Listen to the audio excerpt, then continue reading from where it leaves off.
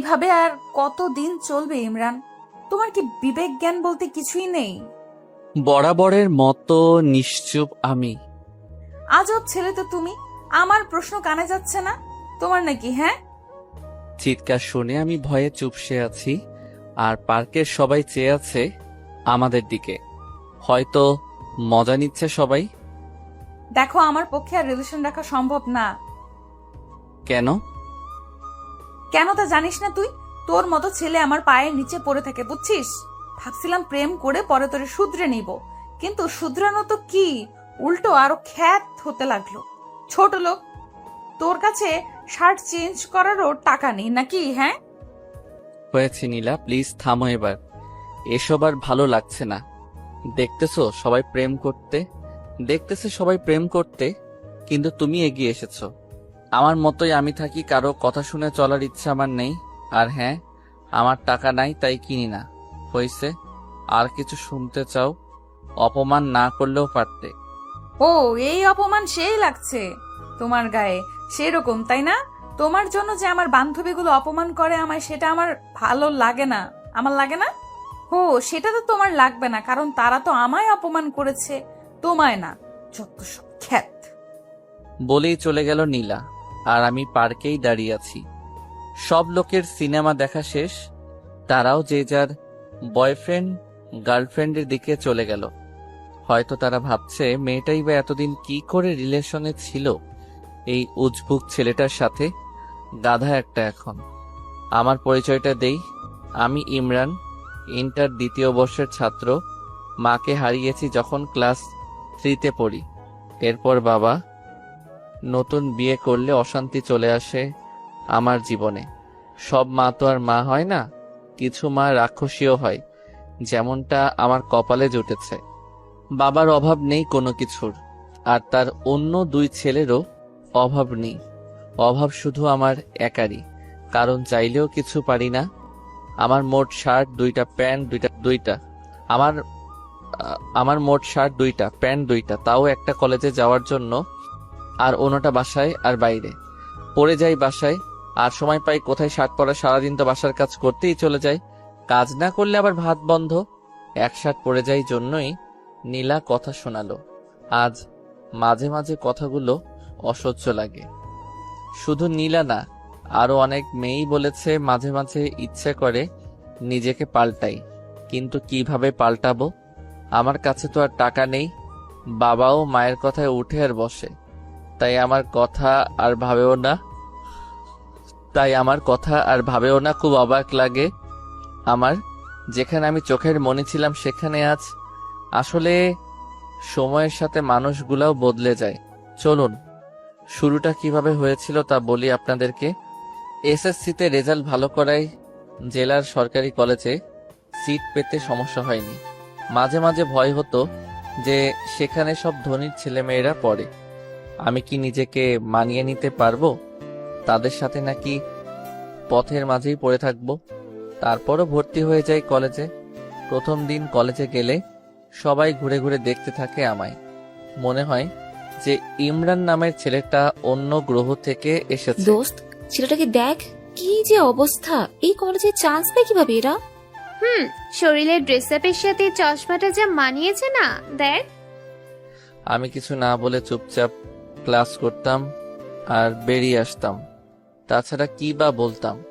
এসব তো ছিল প্রতিদিনের ব্যাপার।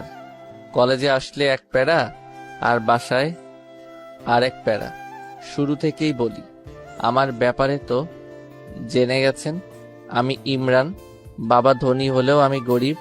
আর নীলা অনেক ধনী পরিবারের মেয়ে, সে দেখতেও অনেক কিউট। আমার মতো সে হাবলু টাইপের না, অনেক আধুনিক মেয়ে সে। পড়ালেখায়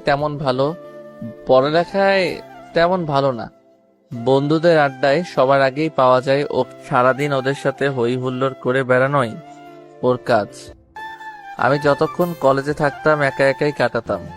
ক্লাসের সবাই যখন আড্ডা দিচ্ছে তখন দেখা যেত কোনো কোণে বসে থাকতে। একদমই চুপচাপ থাকার চেষ্টা করতাম, আর তখন ক্লাসের সবাই মজা করতো আমায় নিয়ে। বলতো যে ওই দেখ খ্যাতটা আসছে। তবে এই কথাগুলো নীলার খারাপ লাগতো। এমন কথা শুনে নীলার মনে একটু মায়া জন্ম নেয়। ও ভাবে একে ভালোবেসে তারপর সবকিছু পরিবর্তন করে দিবে। অন্য 8-10টা ছেলের মতো ইমরানও সবার সাথে কথা বলবে, আড্ডা দিবে।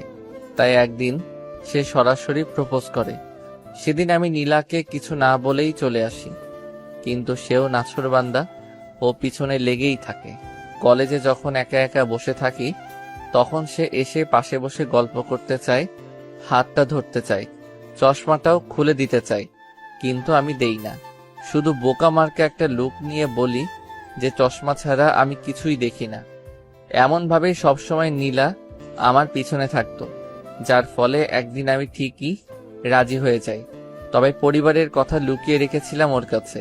হ্যাঁ, বলার সম্পর্ক শুরু হয়, আর নীলাও তার উদ্দেশ্য অনুযায়ী পরিপাটি করার দিকে মন দেয়। সব সময় শাসনের মাঝে রাখতো, এটা করবা না, ওটা করবা না, এটা পরবা না, এটা খাবে না ইত্যাদি। আমিও শুনতাম। যখন সে চালচলনে পরিবর্তন আনতে বলে তখন একটু পিছু নেমে যাই, কারণ আমার তো সম্ভব না অন্য 8-10টা ছেলের মতো চলা। আমার দ্বারা সম্ভব না ক্লাসের সবচেয়ে স্টাইলিশ ছেলেটার সাথে তাল মিলিয়ে চলা, কারণ আমি কঠিন বাস্তবতার শিকার। নীলা সেই কথা জানতো না, তাই সব সময় ওকে এসব কথা বলতো। প্লিজ নিজের মাঝে একটু পরিবর্তন আনো। এত বোকা খ্যাত টাইপের কেউ হয়? তোমার কি বিবেক নেই? ক্লাসে বাকি ছেলেদের দিকে তাকাও একবার। ওরা কিভাবে চলে আর তুমি কিভাবে চলো? তখন শুধু মাথা নিচু করে করে শুনতাম। সেদিন নীলা বলে যে, শোনো, আজকে বিকালে আমার জন্মদিনের পার্টি আছে, ভালো করে রেডি হয়ে আসো। কিন্তু আমি ঠিক আগের মতোই এসেছিল। কি করবে, 2টা শার্ট আর 2টা প্যান্ট ছাড়া যে ওর কিছুই নেই। প্রতিবার যে শার্টটা পরে আসে এটাই আজকে পরে আসলাম। সাথে আছে একজন আদর্শ বোকা মানুষের সকল উপাদানগুলো। নীলা তখন অনেক রাগী চোখে আমার দিকে তাকায়। পরে বাধ্য হয়েই নিয়ে যায়, পুরনো বান্ধবীদের সাথে দেখা করে, আমাকেও পরিচয় করিয়ে দেয়। কিন্তু আমাকে দেখেই সবাই অন্য চোখে ওর দিকে তাকায়। এখানে যারা এসেছে সবাই উচ্চ পরিবারের, কিন্তু আমি দেখেই মনে হচ্ছে ও কতটা সাধারণ। পায়ে আছে 100 টাকা দামের অতি সাধারণ জুতা। ওদের চাহনির উদ্দেশ্য বুঝতে পেরে আমি একটু দূরে গিয়ে দাঁড়াই। এদিকে ওর একটা ফ্রেন্ড বলে ওঠে, নীলা, তোর মতো একটা মেয়ে এমন একটা খ্যাতের সাথে প্রেম করবি এটা ভাবতেও পারিনি। এইটা কোনো ছেলে হলো? ওর দিকে তাকাতো একবার। সাথে সাথে বাকিরাও ওর সাথে তাল মিলায়, আর নীলা লজ্জায় একেবারে মাথা নিচু করে ফেলে। ও তার বন্ধুদের সামনে চলে আসে। আমিও সব কথা শুনেছি, তবে চুপ করেছিলাম, কারণ আমি জানতাম এমন কিছুই হবে।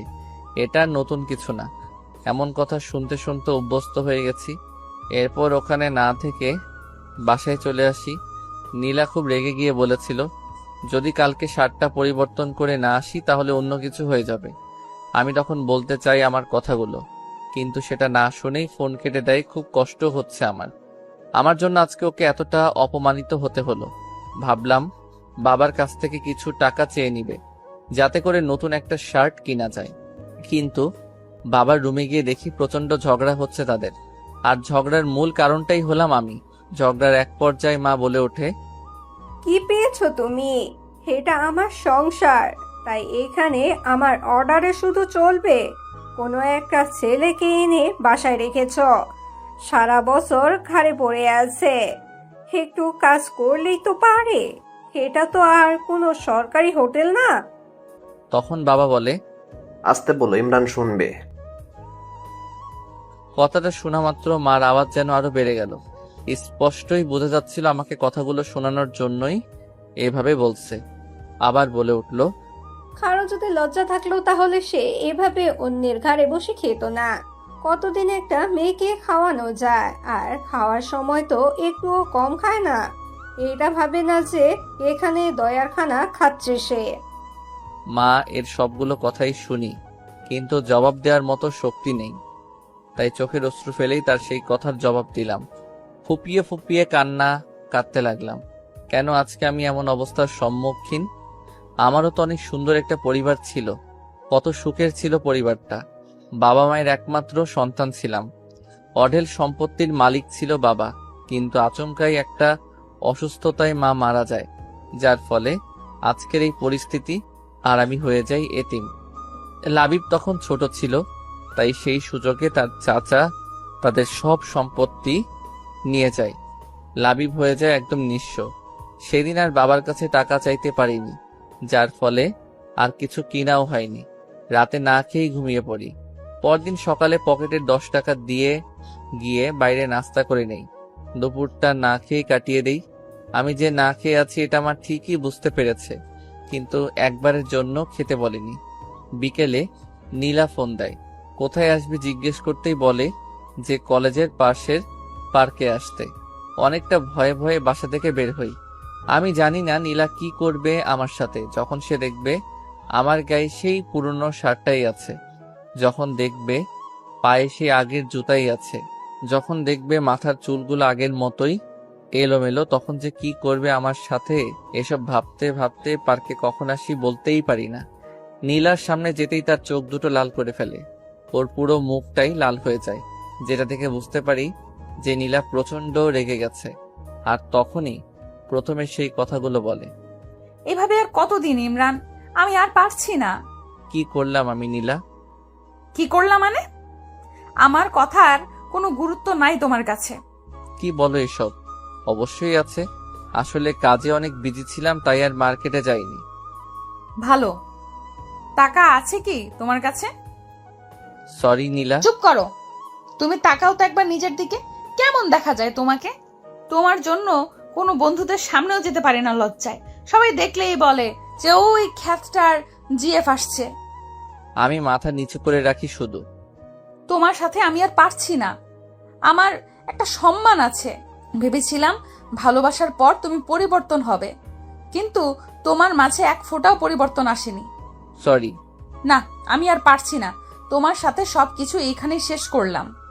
এটা বলেই নীলা উঠে চলে গেল, আর আমি অশ্রু ভেজা চোখে ওর চলে যাওয়ার দিকে তাকিয়ে থাকি। এছাড়া কি বা আর করতে পারি? এই মুহূর্তে প্রচন্ড কষ্ট হচ্ছে, গাল বেয়ে বেয়ে চোখের পানি পড়ছে। আমি জানি নীলা আমার সম্পর্কে কিছুই জানে না, তাই এমন করেছে, কিন্তু সে কি করবে? তার তো কিছুই করার নেই। তারও তো মান সম্মান আছে।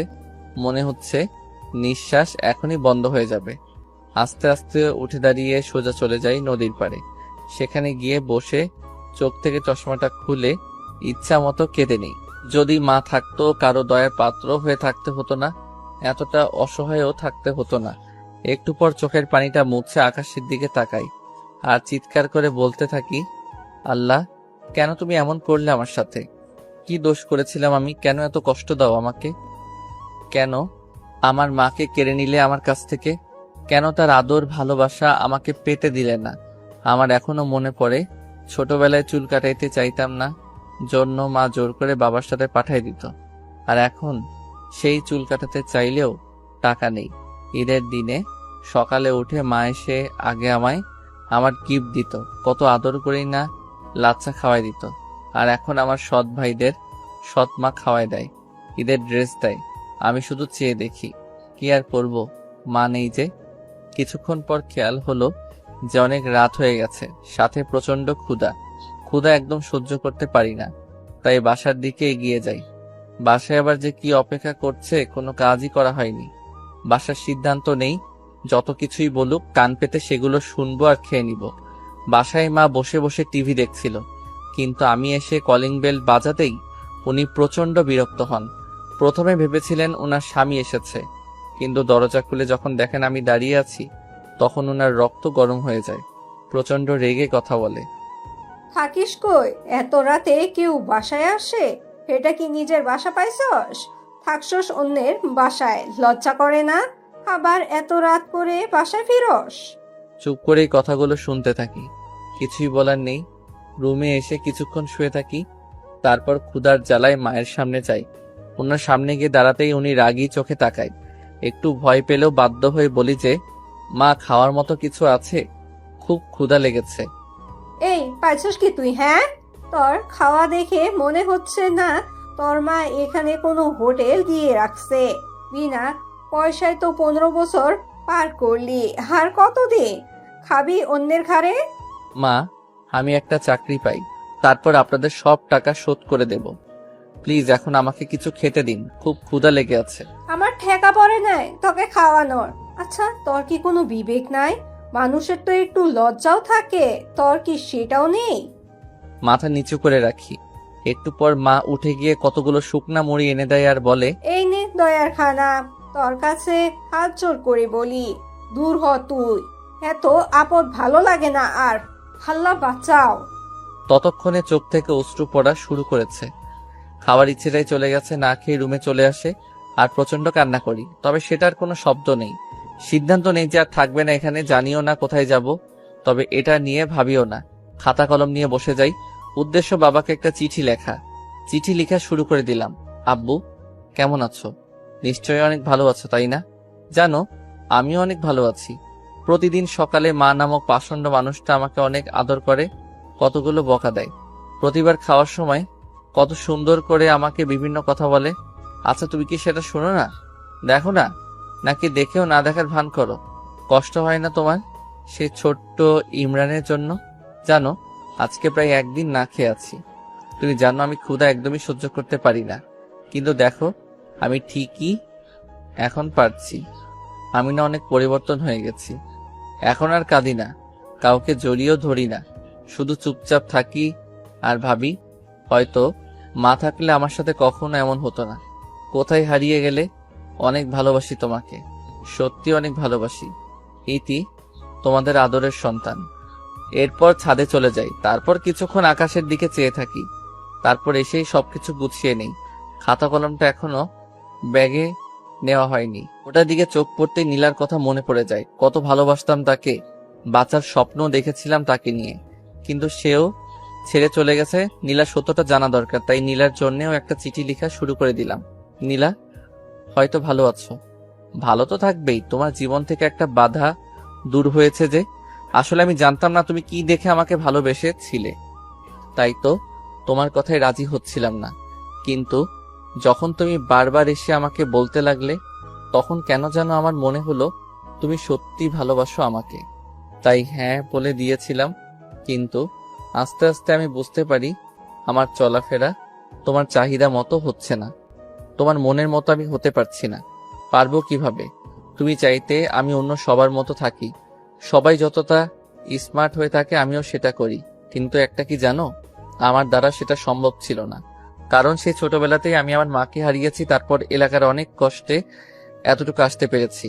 এখানে সৎ মায়ের কাছে থাকতাম, যার বিনিময়ে আমাকে প্রতিনিয়ত অপমানিত হতে হতো। জানো, শার্ট কেনার মতো আমার সেই অবস্থা ছিল না, না হয়তো আমি অবশ্যই কিনতাম। কে না চায় তার প্রিয় মানুষের মনের মতো হতে বলো? আমি চলে যাচ্ছি দূরে, অনেক দূরে। জানি না কোথায় যাব, কিন্তু কথা দিচ্ছি আর তোমার সামনে আসবো না। ভালো থেকো। এটা নিয়ে বাসা থেকে বের হয়ে যাই। আসার সময় মাকে বলে আসি যে যদি কিছু করে থাকি তাহলে ক্ষমা করে দিতে। আমি হয়ে যাওয়ার পর মার মুখে বিশ্বজয়ের হাসি ফুটে উঠেছিল। চিঠিটা নিয়ে সোজা নীলাদের বাসায় চলে আসি। দারোয়ানকে চিঠিটা নীলাকে দিয়ে দেওয়ার জন্য বলি, তারপরে সামনের দিকে পা বাড়াই। ইমরান জানে না সে কোথায় যাচ্ছে। লেখক সেখানে থমকে দাঁড়ায়, দু চোখ দিয়ে শুধু দেখতে থাকে ইমরান এগিয়ে যাচ্ছে সম্মুখে, গন্তব্যহীন পথে। তার সাথী হিসেবে আছে হাজারো অব্যক্ত কথা আর বুক চিরে দেওয়ার মতো কষ্ট। একটা সময় ইমরান মিলিয়ে যায় রাতের অন্ধকারে, আর দেখা যায়নি তাকে। চশমা পরা বোকা ছেলেটা ফেরেনি আর। দারোয়ান নীলাকে ঠিকই চিঠিটা দিয়েছিল। নীলা চিঠিটা পড়া মাত্রই চিৎকার করে কেঁদে ওঠে। সে কান্না করতে করতে বাসা থেকে বের হয়েছিল ইমরানকে খুঁজতে, কিন্তু ততক্ষণে নীলা বড্ড দেরি করে ফেলেছে। খুঁজে পায়নি কোথাও চশমা পরা বোকা ছেলেটাকে। নীলা পুরো শহর খুঁজে বেড়াচ্ছে ইমরানকে। ফেসবুকে বিভিন্ন গ্রুপে ছবি দিয়ে পোস্ট করেছে, কিন্তু তাতেও কিছু হয়নি। মাঝে মাঝে ভাবে যে ইমরান আছে কি পৃথিবীতে। না, ইমরান যেতে পারে না। ঠিক এই বিশ্বাসটা নিয়েই খুঁজতে থাকি ইমরানকে। কিন্তু এই পৃথিবীতে এত মানুষের ভিড়ে কাউকে খুঁজে পাওয়া কি এতটাই সোজা? এভাবেই চলতে থাকে দিন, আর দেখতে দেখতে পরীক্ষাও চলে আসে। নীলা ভাবে ইমরান হয়তো এইচএসসি পরীক্ষা মিস করবে না, তাই সে প্রতিটা দিন সবার আগে এক্সাম হলে চলে যায়। কিন্তু এতেও কোনো কাজ হয়নি। যে চলে যায় সে একেবারেই চলে যায়, ফেরার জন্য হয়তো চলে যায় না। এর মধ্যে ঘটে যায় অন্য এক কাণ্ড। ফেসবুকে হঠাৎ মেসেজ রিকোয়েস্ট চেক করতে ইচ্ছে হলো নীলার। মেয়ে মানুষ তো, অনেক মেসেজ রিকোয়েস্ট আসে, কিন্তু কখনো তা চেক করে না। আজ কেন জানি ইচ্ছে হলো চেক করতে। চেক করার এক পর্যায়ে একটা মেসেজ দেখিয়ে নীলার চোখ আটকে যায় সেখানে। আজ থেকে 3 মাস আগের মেসেজ এটা। হ্যালো, আপনি যে ছেলেটার পিক গ্রুপে দিয়েছেন তার মতো কাউকে আমি সিলেটে দেখেছি। হোয়াট? সিলেট? ভাইয়া আপনি কোথায় এখন? প্লিজ একটু তাড়াতাড়ি বলেন না। হ্যালো ভাইয়া, আপনি কি লাইনে আছেন? অপরদিকে কোনো রেসপন্স আর আসে না। হতে পারে আইডির মানুষটা আর ফেসবুক চালায় না। আম্মু, আম্মু। কি হয়েছে মা? মা, আমি সিলেট যাব।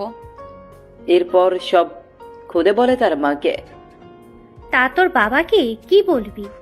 তুমি ম্যানেজ করো না প্লিজ। ওকে দেখি। আচ্ছা চল একটা প্ল্যান করি। কি প্ল্যান আম্মু? শোন, ওখানে গিয়ে তোর খালার বাসায় উঠবি। তারপর তোর বাবাকে বলবি আমি এখান থেকে অ্যাডমিশন কোচিং করব। তানহা আছে, ওখানে একসাথে যাওয়া আসা করবি। বেশ হবে, তাই না? হোয়াট আইডিয়া আম্মু, love you. I love you to my sweet মামনি। আসলে নীলা আর ওর মায়ের সম্পর্কটা অত্যন্ত মধুর। অনেক মেয়েরই মায়ের সাথে এরকম ভাব থাকে। আপনাদের কারো এরকম মা থাকলে অবশ্যই বলবেন কমেন্টে।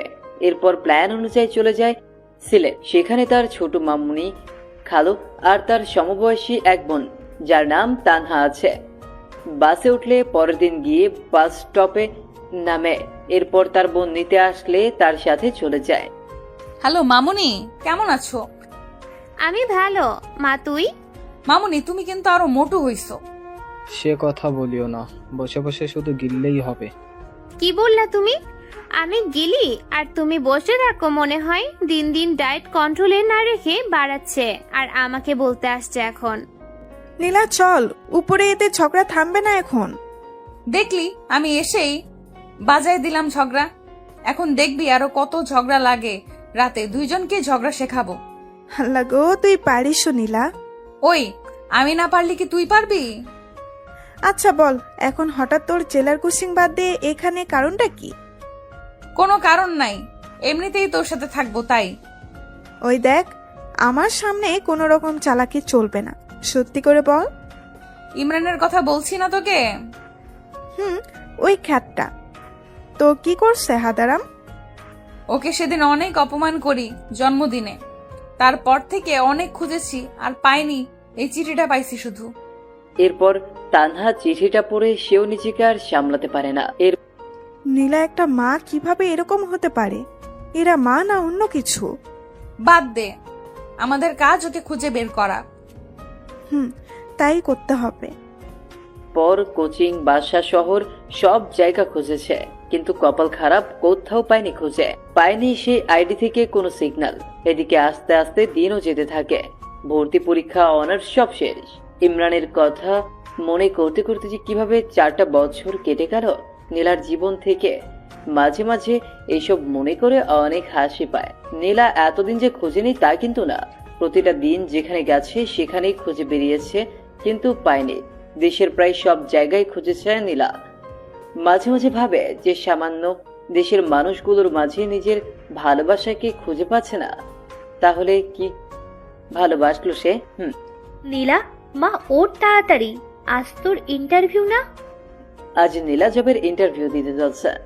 জীবনে যাই হোক, কখনো পড়াশোনার সামনে মাথা নত করেনি, তাই আজ এই জায়গায় এসে দাঁড়িয়েছে। হ্যাঁ আম্মু, উঠতেছি। আয় নাস্তা খেয়ে নে। উফ আম্মু, সকালে ডিম খেয়ে গেল, ইন্টারভিউ ডিম পাবো। চুপচাপ খেয়ে নে। ওকে ওকে। আম্মু, আম্মু, গেলাম আমি। বাবা কোথায়? এই যে আমি এসে গেছি। চললাম, বাই। ওকে, সাবধানে যাস। ওকে। পর তানহাকে ফোন দেয় নীলা। হ্যালো, কই তুই? এই তো বের হলাম, তুই কোথায়? আমিও বার হইছি। ওকে আয়। এরপর তারা তাদের গন্তব্যে ফিরে ওয়েটিং রুমে বসে অপেক্ষা করছে। একটু পর তানহার ডাক এলো। সে নীলাকে রেখে চলে গেল ভেতরে, আর 15 মিনিট পর ফিরে এলো। কি হইল ভেতরে? চাকরির কি হইল জানি না, তবে ক্রাশ খাইছি রে। হইছে, থাম। তোর বয়ফ্রেন্ড জানলে আত্মহত্যা করবে, এমনিতেই যে ঢঙ্গি সে। ওই আমার বিএফকে নিয়ে বাজে বলবি না, আর যাই বলিস অফিসের বস দেখতে সেই। এই অফিসে কাজ করতে পারলে জীবন ধন্য হবে যে। হইছে হইছে, থাম, আমার সিরিয়াল আসছে, আমিও গিয়ে দেখে আসি তোর ক্রাশকে। আসবো স্যার? জি আসেন। ভেতরে গিয়ে নীলাও ক্রাশ খেয়ে যেন কথা বলার ভাষা হারিয়ে ফেলেছে সে। ও হ্যালো, মুখ বন্ধ করেন, মশা ঢুকবে ভিতরে। সরি, আসসালামু আলাইকুম স্যার। নীলা তোতলিয়ে বলা শুরু করেছে অলরেডি। আপনি তোতলা নাকি? কই না তো, এমনি কিরকম লাগতেছে। ও ফাইলগুলো দিবেন নাকি এরকম করে বসে থাকবেন সারাদিন? ইচ্ছা করে তো বসে। সরি, কিছু বললেন? না স্যার, এই নিন ফাইল। সব ঠিকঠাক। এখন বলেন, আপনার ব্রেকআপ হয়েছে কত বছর আগে? এসব কিরকম প্রশ্ন স্যার? বলেন দেখি। 4 বছর। Okay fine. আরো প্রেম করেন নাকি? না। ওকে, এখন আসতে পারেন, আর কাল থেকে কাজে জয়েন করবেন। এই কি হইল, সাবজেক্টের কোনো প্রশ্ন না করে চাকরি? এরকম হইলে আগে বলতেন, তাহলে 4-5 দিন ঘুম বাদ দিয়ে পড়তাম না। কি করতেন তাহলে? মুভি দেখতাম। Good good. এরপর নীলা চলে আসে বাইরে। কিরে, এতক্ষণ কি হইল? সেই কথা আর বলিস না। এরপর সব খুলে বলল। সাত তো মনে হয় ফিদা হয়ে গেছে তোর জন্য। হ্যাঁ, তা না, এমনি হয়তো এইসব বলছিল। হ্যাঁ হ্যাঁ, অপরিচিত কাউকে কেউ এমন এমন প্রশ্ন করে, তাই না? বাদ দে, চাকরি তো হইছে। বাসায় চল। মা তোকে আমাদের ওখানে যেতে বলছে। ওকে চলো, তোমার তো চাকরি হইল, তাই বেশ মজাতেই আছেন। আমার কপালে যে কি জোটে। ঠিক যেখানে লেখকের কলম থেমে গেছিল সেখান থেকে জন্ম নেয় আরো একটা নতুন গল্পের। আসলে পৃথিবীটাই এরকম, যেখানে কিছুর সমাপ্তি ঘটে সেখান থেকেই আবার নতুন কিছু শুরু হয়। বাসে এসে কলিং বেল বাজালে নীলার আম্মু এসে দরজা খুলে দেয়। আম্মু আম্মু, চাকরি হয়ে গেছে। হাত ধরে নাচতে লাগলো নীলা। ওই ওই, ছাড় আমাকে, পড়ে যাব তো। কিচ্ছু হবে না। নীলা ছাড়, এখন পরে মজা করিস। তোর পেছনে তেলাপোকা দেখ। কই কই? নাই, চলে গেছে। হারামি, ভয় দেখাস আমাকে? শুধু রুমে চল, মজা দেখাবো এখন। ও মামুনি, দেখো না তোমার মেয়ে কিরকম ট্রেড দিচ্ছে। তোরা না, যা রুমে গিয়ে ফ্রেশ হ। ওকে। এরপর দুজনে উপরে চলে যায়। তানহা, এখানে আয়, দরজা লাগিয়ে। দরজা লাগাবো কেন? ও তুমি বুঝবে না সোনা, লাগাও না। ওকে, এখন বল। এরপর নীলা মোবাইলের লুঙ্গি ডান্স গান চালু করে তানহাকে নিয়ে শুরু করে দেয় উড়াধুরা ড্যান্স। ওই, এগুলো ডান্স দিচ্ছিস নাকি মারপিট করতেছিস? দুটোই। দুজনে অনেক ক্লান্ত ড্যান্স করে। তানহা, তুই ওয়েট কর, আমি গোসল সেরে আসি। না, সেটা হবে না, একসাথে গোসলে যাব। এরপর সেখানে আবার আরো একবার তাদের মারামারি লেগে যায়। আর তখন আমায় তেলাপোকার ভয় দেখাইছো না সোনা। এখন সারাদিন ভেতরে থাকো গো, দরজা আর খুলে দিব না। ওকে বাবু, আমি মুভি দেখি ভিতরে। তুমি তো জানো না গো, ভেতরে মুভি দেখার মজাই আলাদা। তাই বুঝি, দেখো তাহলে। ওকে। থাক, বার হয়ে আয় না, দেই তোকে কষ্ট। এখন খুললি কেন? সারাদিন না রাখবি? সারাদিন রাখলে অসুস্থ হবি, তখন তো ওষুধ আমার বাবাকেই কিনে দিতে হবে, তাই দরকার নেই। কি সেভিং পার্সন আসলো, নিজে সারাদিন কত হাজার খরচ করে তার নাই ঠিক এখন আসছে। হয়েছে হয়েছে, আয় এখন নিচে যাই, ফ্রিজে ফুচকা আছে, খাওয়াবো, চল। তাই নাকি? চল তাহলে। চলে সমবয়সী বোন থাকলে যা হয় আর কি। বিকেলের দিকে তানহার কনফার্মেশন মেসেজ আসে, সে অনেক খুশি। রাতে দুজনে খেয়ে ছাদে চলে যায়। তানহা, বল। জানিস, দিনগুলো না সুন্দর হাসি ঠাট্টা তামাশা ফাজলামিতে কেটে যায়, কিন্তু রাত হলেই আর থাকতে পারি না, খুব মনে পড়ে যায়। আসলেই রে, রাতগুলো এরকম, রাতগুলো দিনের বাহিরে অবরোধ ভেদ করে ভেতরের মানুষগুলোকে বের করে দেয়, যার চিত্র দিনের বেলা থেকে সম্পূর্ণ আলাদা। ঘুমাবো চল, কাল প্রথম অফিস, তাই লেট করা যাবে না। হ্যাঁ চল। এরপর রাতটা কেটে যায়। পরদিন সবার কাছ থেকে দোয়া নিয়ে পা বাড়ায় অফিসের দিকে। অফিসে গেলে পিয়ন নীলা আর তানহার ডেস্ক দেখিয়ে দেয়। তারা দুজন পাশাপাশি কাজ করবে, এইসব সম্পর্কে তো তারা কিছুই জানে না। একটু পর পিয়ন এসে বলল, স্যার আপনাদের দুজনকেই ডেকেছে। এরপর চলে যায় সোজা বসের রুমে। স্যার আসবো? আসুন। তা মিস নীলা অ্যান্ড তানহা, কেমন লাগছে নতুন অফিস? বেশ ভালোই। আর বস তো আরো ভালো। তাই নাকি? তো কি দেখলেন ভালোর? এই তো পুরাই ক্রাশ। তানহা, আমি কিন্তু আপনার বস। না রাখেন তো, আমি বস টস বলতে পারবো না, ভাইয়া বলে ডাকবো প্লিজ। ওকে, তো যে জন্য ডেকেছি এই হচ্ছে তোমাদের ফাইল, এগুলো কমপ্লিট করে দিও। আপনার নামটা কি ভাইয়া? নীলা শুধু চুপ হয়ে তানহার কথা শুনতেছে। মেয়েটা যে এত বেশি কথা বলে। নাম শুনে কি হবে? ভাইয়া বলে ডাকবো, আর ভাইয়ার নামটা জানবো না? তাই আমার নাম সাজিদ। ওকে, আর তুমি করে বলবো। যা ইচ্ছে বলিও, এখন যাও কাজ করো। Okay bye. আরো শোনো, বলেন। লাঞ্চ টাইমে একসাথে খাবো। ওকে ভাইয়া।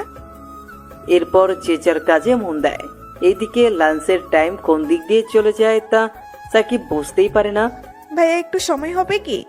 তোমার ক্ষুধা লাগছে অনেক তো। ও সরি, আমার তো মনেই নেই, তো তোমরা আগে মনে করে দিবা না? আপনি যে মনোযোগ দিয়ে কাজ করতেছেন, কিভাবে ডিস্টার্ব দেই বলেন? ওকে চলো এখন। এরপর লাঞ্চ শেষ করে আবার সবাই যে যার কাজে চলে যায়। অফিস টাইম শেষ হলে বাসায় চলে যায় সবাই।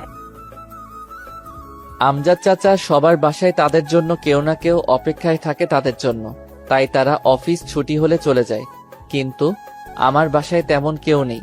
তাছাড়া ওরা যে টাইম দেয়, আমিও যদি তাই করি তাহলে তো ওদের আর আমার মাঝে কোনো পার্থক্য থাকবে না। চাচা আপনি চলে যান, আমি কাজ শেষ করে চলে যাব। ওকে ঠিক আছে। এরপর সাজিদ কাজ শেষ করে সোজা চলে যায় পার্কের দিকে। সেখানে কিছু এতিম ছেলে মেয়ে আছে, তাদের সাথে গল্প করে। রাতের খাবার খেয়ে বাসায় যায়। এভাবেই দিন চলে যায় ইমরানের। দেখলি বসকে কিরকম হাতে করে নিলাম একদিনে। দেখলাম ট্যালেন্ট আছে তোর, আর তাই তো ওরকম ঢ্যাঁড়সের মতো বিএফ জোটাইছিস। আরে ওটার কথা বাদ দে তো, ও থাকাও যে না থাকাও সে। সারাদিনে কি একবারও বলেছে আমার সাথে কথা বলে নাই?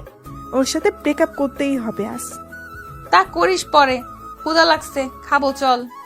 মামনি খাইতে দাও, ক্ষুধা লাগছে। ওকে বস, দিচ্ছি। জানো আজ কি করছে তানহা? কি? বসকে একদম পটিয়ে ভাই ডাকা শুরু করছে। তুমি বলো তো ঠিক করছি না। এখন কাজে ভুল হলে বা লেট করে গেলে কিচ্ছু বলবে না। একদম ঠিক করেছিস মা। এরপর খাওয়া শেষে ঘুম আর ঘুম দিবে। উঠে অফিস। আবার আগের দিনের মতো বস রুমে চলে যায় তারা। আগের দিন তো সাজিদ ডাকেনি, তানহা নিজেই চলে গেছে। ভাইয়া আসবো? আসো। কেমন আছো ভাইয়া? আলহামদুলিল্লাহ, তোমরা? কাজ করতে করতে বলল, আমরাও ভালো। ভাইয়া তুমি কি সবসময় কাজ করো এমন? এটা ছাড়া তো আর কোনো কিছু নেই জীবনে, তাই এটাই করি শুধু। জীবনে বলতে? ওসব তোমাদের বুঝতে হবে না। তো ভাইয়া কাল বাসায় গেছো কয়টায়? 9টার দিকে। এতক্ষণ কি অফিসে ছিলা? মাগরিবের পর অফিস থেকে বার হইছি। এরপর কি করছো যে বাসায় যেতে এত লেট হইছে? তোমাকে জানা লাগবে না এত কিছু, নিজের কাজ করো যাও। ভাইয়া আমি না তোমার বোন, আমাকে বলবো না? দেখো কোনো ইমোশনাল ব্ল্যাকমেল করবা না, কাজে যাও, লাঞ্চে কথা হবে। ধ্যাৎ। এরপর নীলা তানহা চলে আসে। কি ভাব নিয়ে কথা বললো দেখছিস, আর তুই তারপরও আগ বাড়িয়ে কথা বলছিস। আজব তো, কোথায় ভাব নিল? এখন ব্যস্ত আছে জন্য বললো যে লাঞ্চ টাইমে কথা বলবে। আচ্ছা একটা কথা বলতো, ভাইয়ার কি গার্লফ্রেন্ড আছে? এইরকম ছেলে আবার না থাকে গার্লফ্রেন্ড? আসলে যে এর গার্লফ্রেন্ড হবে সে অনেক লাকি, তাই না? তোর মাথায় এইসব চিন্তা কেন কাজ করে? চুপচাপ কর। এরপর লাঞ্চ টাইমে খাওয়া শেষ করে একটু গল্প করে আবার কাজে লেগে পড়ে। আস্তে আস্তে অফিসের সময় শেষ। আচ্ছা চাচা, আমাদের বস কি প্রতিদিন এরকম লেট করেই বাসায় যায়? মা, তো লেট করার কারণ কি? উনি বলেন যে আমিও যদি কর্মচারীদের মতো একই সময় দেই তাহলে তারা আমার মধ্যে পার্থক্য কি? আর বাসায় কেউ নেই, তাই যত সময় পাই কাজে লাগাই। আর কি কি করেন উনি? এই তো প্রতিদিন পার্কে যাব, এতিম ছেলেদের সাথে গল্প করব, তাদের সাথে খেলে খাওয়া দাওয়া করে তারপর বাসায় যাই। ওকে চাচা, ভালো থাকবেন। যাই তাহলে। ঠিক আছে মা, সাবধানে যেও। নীলা আসছে, ছেলেটা অন্যরকম। যতই তার বিষয়ে জানতেছি ততই ব্যাপারটা ঘোলাটে লাগতেছে। প্রপোজ করবো নাকি বলতো? তুই না ভাইয়া বলিস? ভাইয়ার জন্য কি প্রপোজ করা যাবে না? ওই আমার কোন জন্মের ভাই? হ্যাঁ, আজীব মানুষ তুই রে, যা ইচ্ছা কর। এরপর তারা আবার পরের দিনের জন্য প্রিপারেশন নিচ্ছে। অফিসে গিয়ে তানহা সোজা চলে গেল সাজিদের রুমে। হাই কেমন আছো? ভাই, একটা কথা বলি। বলো। ধরো আমি যদি তোমায় প্রপোজ করি, তখন তুমি কি করবা? দেখো, এরকম মন মানসিকতা নিয়ে যদি এখানে আসো তাহলে আসতে পারো। এখন এটা অফিস, প্রেম করা জায়গা না। আর হ্যাঁ, আমি তোমায় বোন ভাবি, অন্য কিছু না। আর এর থেকে বেশি বাড়াবাড়ি করলে এটাও হারাবা। সো বোনের মতোই থাকো, এতেই ভালো। ওকে। এটা বলেই তানহা চলে গেল নিজের ডেস্কে। নীলাকে সব খুলে বলতেই হাসতে হাসতে শেষ। এই কুত্তি, হাসিস কেন? হাসবো না তো কি করব? উচিত শিক্ষা হইছে তোর। আজকে যা প্রপোজ কর, হারামি একটা। জিহবা বাকিয়ে ওয়াশরুমে গেল তানহা। এরপর কাজ করতে করতে লাঞ্চের সময় চলে আসে। ভাইয়া খাবো, চলো। আমার ক্ষুধা নেই, তুমি যাও। সাজিদের কথাই দেখে বোঝা যাচ্ছে যে সে অনেকটা রেগে আছে তানহার উপরে। ভাইয়া প্লিজ চলো না। যেতে বলছি না তোমায়, তুমি যাবা। তানহা ভয়ে চলে গেল। একটু পর নীলা গেল তার বস রুমে। স্যার আসবো? হ্যাঁ নীলা, আসো। স্যার খাইতে চলেন না প্লিজ। আপনি না খেলে ওদিকে তানহাও খাবে না বলতেছে। প্লিজ চলেন না। ওই খাবে না কেন? বলতেছে ভাইয়াকে ছাড়া বোন খায় নাকি, প্লিজ চলেন। যদি এটাই ভাবতো তাহলে আর এরকম কাণ্ড করতো না। ওটা ভুল হয়ে গেছে, এখন চলেন তো। আর ওর এ দোষটা কোথায়? যে কোনো মেয়ে আপনাকে দেখলে ক্রাশ খেয়ে যাবে। আপনি হয়তো জানেন না আমাদের এখানে কত মেয়ে লুকিয়ে লুকিয়ে আপনাকে দেখে। হইছে, চলেন তো এখন। এরপর খাওয়া শেষে চলে যায় যে যার কাছে। একটু পর পিয়ন এসে বলে গেল কাল মিটিং আছে, সবাই যেন তাড়াতাড়ি চলে আসে অফিসে। কাজ শেষ করে শেষে সবাই চলে যাচ্ছে যে যার বাসায়। কি মা, তোমরা দাঁড়িয়ে যে বাসায় যাবা না? না চাচা, বসের সাথে যাব। কেন, কোনো কাজ আছে নাকি? না, এমনি। ওকে দাঁড়াও, আমি বলতেছি। তোমরা অপেক্ষা করতেছো? চাচা তাড়াতাড়ি আসতে বলেন। একটু পর সাজিদ বাইরে চলে আসলো। কি তানহা, বাসা না গিয়ে এখানে কেন এখনো? তোমার সাথে যাব তাই। কিন্তু আমি তো এখনই যাব না, এখান থেকে পার্কে, তারপরে রাতে বাসায় যাব। কেন, পার্কে কি স্পেশাল কেউ আছে নাকি যে আমরা গেলে সমস্যা হবে ভাইয়া? হারে তা না, ওকে চলো। আচ্ছা ভাইয়া, তুমি এতটা গুছালো কি করে? ও তাহলে এসব বলার জন্য সাথে আসছো? আরে তা না, বলো না ভাইয়া প্লিজ। চুপচাপ চলো। একটু পর তারা পার্কে পৌঁছে গেল। আর সাজিদ পার্কে যেতেই সব ছেলে মেয়েগুলো চলে আসলো। এরা কারা? কেন, দেখতে পাচ্ছ না? তা তো দেখতেছি, কিন্তু তোমার সাথে কি? এরাই আমার ভাই বোন বন্ধু। আমার মতো এরাও একা, তবে একটা পার্থক্য আছে। আমি মা বাবাকে হারাইছি, আর এদের মা বাবা এদের ফেলে দিয়েছে। সমাজে এদের অগ্রাধিকার নেই, কারণ এরা নোংরা ভালোবাসার ফসল। এটাই তো আমাদের দেশ। বুঝলাম। যখন ফ্রি থাকি আমি এখানে চলে আসি, এদের সাথে কথা বলি, খেলি, অনেক ভালো লাগে। চলো ওই দোকানে যাই। নীলা পাশে দাঁড়িয়ে শুধু দেখতেছে আর অবাক হচ্ছে। দোকানে কেন? ওখানে এরা প্রতিদিন 3 বেলা খায়, যা ইচ্ছা খায়। আমি রাতে এসে বিল দেই। ভেরি গুড ভাইয়া। আসলে যাদের এদের বাসা থাকা দরকার তারা থাকে না। মানুষ কেমনে পারে এত নোংরা হতে? কয়েকদিন আগেও দেখলাম যে ড্রেনের বাড়িতে বাচ্চার লাশ। তাদেরকে একবারও মনে হয় না শিশুটা বড় হলে কি খেয়ে বেঁচে থাকবে? এগুলো কিন্তু তোমার আমার মতো ছেলেমেয়েরাই করে। তো ভাইয়া কাল কি আছে অফিসে? সেটা কালই দেখিও। ভাইয়া আমার না কিছুদিন ছুটি লাগবে। শুধু তোমার, এই ম্যাডামের লাগবে না? স্যার, আমারও লাগবে। তো এরকম স্ট্যাচু হয়ে আছেন কেন? মনে মনে কোনো একজনকে খুঁজে বেড়াচ্ছি তাই। ও তাই? তো কে, বয়ফ্রেন্ড নাকি? তো কতদিন থেকে খুঁজতেছেন? প্রায় 6 বছর। ও মাই গড, এতদিন ধরে খুঁজেও পাননি? আচ্ছা, অনেক রাত হইছে, এখন বাসায় চলে যান। ভাইয়া দাঁড়াও। দাঁড়িয়েই তো আছি। বসতে বলো নাকি? ভাইয়া তুমিও না, নাও এটা তোমার। কি এটা? আর কিসের জন্য? খুলে দেখিও পরে, আর বোনের তরফ থেকে ছোট্ট একটা গিফট। ওকে। এরপর যে যার বাসার দিকে চলে গেল। বেশ ভালোই লাগছিল, কিন্তু হেঁটে, তাই না? ছেলেটার কাজগুলো দেখলে আরো আশ্চর্য হয়ে যায়। এরপর তারাও বাসায় চলে আসে। ও আম্মু, আজ কি হয়েছে জানো? কি? তানহা প্রপোজ করছে বসকে। তারপর? তারপর আর কি, দিল কথা শোনায়। তানহা দেখি বেস্ট ফার্স্ট। নে এখন খেয়ে নে। আম্মু, ছেলেটা না অন্যরকম। খাইতে খাইতে বলতে লাগলো, কি রকম? আরে মামুনি, কাজগুলো না পুরাই আজব আজব। ওনার নাকি মা বাবা কেউ নেই, তাই কিছু এতিম ছেলেকে নিজের দায়িত্বে পড়ায়, খাওয়ায়, আরো কত কি। এতে খারাপ কি? ভালোই তো। তো আমি কি খারাপ বলছি নাকি? তা না। আচ্ছা, একদিন নিয়ে আসিস বাসায়। ওকে, আনবো। এরপর খেয়ে দুই বোন চলে যায় ছাদে। আচ্ছা তানহা, আমার না আমাদের বসকে দেখে ইমরানের কথা মনে পড়ে যায়। কেন? আরে না, কথাগুলো না কি ওর মতোই। মাঝে মাঝে মনে হয়, আবার মনেও হয় না, কারণ ইমরান তো এরকম না।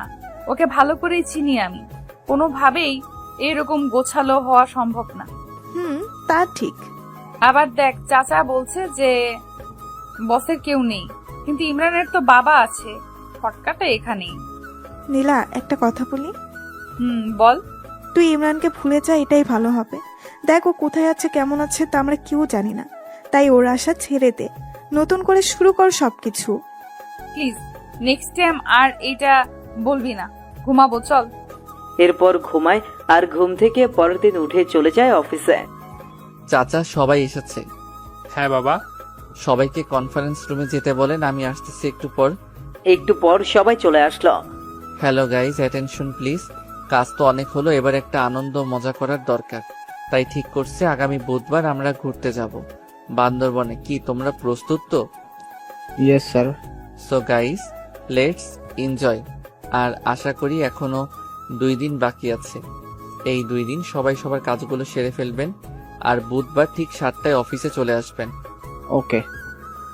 সবাই সবার কাজে চলে গেল। নীলা দেখ, স্যারের ফিলিংস আছে, বলতে হবে। ঠিক বলছিস। দাঁড়া, বসের রুম থেকে আসতেছি। ওখানে কেন আবার? আহা, ওয়েট কর না। ভাইয়া আসবো? আসো। একটা রিকোয়েস্ট রাখবা প্লিজ? কি বলো আগে, তারপর ভেবে দেখব। ঘুরতে যাওয়ার সময় আমার পাশে বসতে হবে, প্লিজ প্লিজ প্লিজ। ওকে, যদি সকলের সিট আগে ফিল আপ হয় তো বসবো, বাট সিট কম পড়লে সরি। ওকে, থ্যাঙ্কস। কি হইল রে ভেতরে? কি আর হবে, কি আর হবে, স্যারকে পাশে বসানোর টিকিট নিলাম। গুড। এভাবে আস্তে আস্তে যাওয়ার দিন চলে আসে। সবাই যথাসময় পৌঁছে যায়। হ্যাঁ, সামনে দেখ। কি রে, সামনে? ও মাই গড, কে এটা? আমাদের বস। গিটার, ক্যামেরা, কি এসব? মনে হচ্ছে মজা ভালোই হবে। Hello, how are you? Fine sir, আপনি? ভালো। শোনো, আমাদের জার্নি কিন্তু টোটাল 14 ঘন্টার। এই টোটাল সময়টা অনেক মজা হবে। চাচা কই আপনি? বাবা, আমি রেডি। ওকে, তাহলে গাড়ি ছাড়তে বলেন। সবাই শোনো, কেউ কানে ইয়ারফোন লাগিয়ে গান শুনবা না। মোবাইলের গান তো প্রতিদিনই শুনি, আজ না হয় অন্যের খালি গলায় শুনবো। যার যে গান শুনতে ইচ্ছা করবে, আর এখানে যার গলায় শুনতে ইচ্ছা করবে বলবা আমাকে। সে গান না পেলেও ওই গানের নিম্ন 6 লাইন গাইতে হবে। ক্লিয়ার সবার? তো আগে আমি শুরু করছি একটা গান দিয়ে, এরপর তোমরা শুরু করবা। কার কি গান আর কার কাছ থেকে শুনবা? ওকে। এরপর সাজিদ আস্তে করে গিটার হাতে নিয়ে সুন্দর একটা সুর তুলে বলতে শুরু করলো। চোখে চোখ রেখে বসে আছি এভাবে, দেখো না কি তুমি আমার মনে যে কে, আমার চোখে কি দেখোনি? মনের কথা কি বোঝনি? তবু একবার দেই বলে ভালোবাসি তোমাকে, আবারও বলছি তোমাকে বেসেছি আমি ভালো। এইভাবে সম্পূর্ণটাই শেষ করলো। আর একটা হবে। আরে না, এখন আমি রিকোয়েস্ট করব আমাদের চাচাকে একটা গান বলতে। চাচা আজ না করতে পারবেন না। ইয়াহু। চাচা শুরু করেন। এরপর চাচা শুরু করলো মাইলসে ফিরিয়ে দাও গান। কি চাচা, কাকে বলতেছেন এই বয়সে প্রেম ফিরিয়ে দিতে? সবাই তো হাসতে হাসতে শেষ। কই, কাউকে না তো, আমি গান বললাম। আমি বুঝছি চাচা, এই বয়সে কাকে মন দিলেন? স্যার, আমাদের সকলের একটা প্রশ্ন আছে। কি প্রশ্ন? আপনি কিভাবে এই কম বয়সে একটা কোম্পানির মালিক হলেন, মানে আপনার জীবনী নিয়ে জানতে চাই। ওটা শেষে বলবো, এখন গানের পর্বটা শেষ হোক। এই তানহা শোন, নীলা তানহার কানে কানে বলতেছে। যে গানটা স্যার বললো সেটা ইমরানের খুব ফেভারিট। আমাকে সে অনেকবার শুনিয়েছে, কিন্তু ইমরান গিটার বাজাতে জানে না। তোর সব কথা রেখে সামনে তাকা। স্যার প্লিজ এখন বলেন না আপনার জীবন সম্পর্কে। খুব জানতে ইচ্ছে করে যে মানুষটা কিভাবে এতটা গোছালো হতে পারে। আসলে এসবের পিছনে আমার গার্লফ্রেন্ডের অবদান। তার সাথে দেখা হলে একটা ধন্যবাদ দিব। তার করা অপমানগুলোই জেদ হয়, আর আমি সামনে এগিয়ে যাই। কত যে কষ্ট করতে হয়েছে এই জায়গায় আসতে, সেটা আল্লাহ আর আমি জানি। বাদ দাও ওসব, বাকিটা পরে। ওমা গো, গার্লফ্রেন্ডের হাত তো ভাইয়া এখনো আছে কি? নেই, তবে চোখ বন্ধ করলেই দেখতে পাই। তো এখন আমার প্রশ্ন নীলার কাছে। আজ সে তার ব্রেকআপের গল্প বলবে। এরপর মিস্টার খালিদ আপনি রেডি থাকবেন। আপনাকে এমন কিছু বলতে হবে যেন সবাই হাসে। আসলে আমার বিএফের নাম ইমরান। নিজেই একদিন ভুল করেছি আর সে চলে গেছে। কি ভুল করেছিলেন? অপমান করেছিলাম। এরপর 6 বছর ধরে খুঁজতেছি, কিন্তু পাচ্ছি না। বাবা, এত ভালোবাসা তার জন্য? যদি ফিরে আসে এখন, তো কি করবেন? 2 গালে থাপ্পড় দিব। কেন?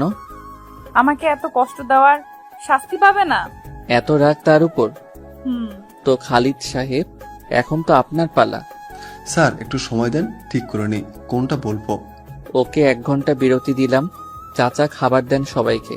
এরপর সাজিদ গিয়ে সোজা তার সিটে বসে পড়ল, মানে তানহার পাশের চেয়ারে। ভাইয়া তোমাকে কিন্তু সেই লাগছে আজ। তাই? তোমরা 2 জনও কম না কিন্তু। খাওয়া শেষে সবাই রেস্ট নিচ্ছে আর সাজিদ এক ধ্যানে বাইরে তাকাচ্ছে। স্যার বাইরে কি দেখেন?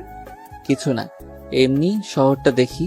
আপনার রিলেশনের কথা কিন্তু জানতে পারিনি এখনো। সেই মেয়েকে দেখতে ইচ্ছে করে যে কিনা আপনার মতো কাউকে পেয়েও অপমান করেছে। হইছে, আর দেখতে হবে না। খালিদ সাহেব শুরু করেন না।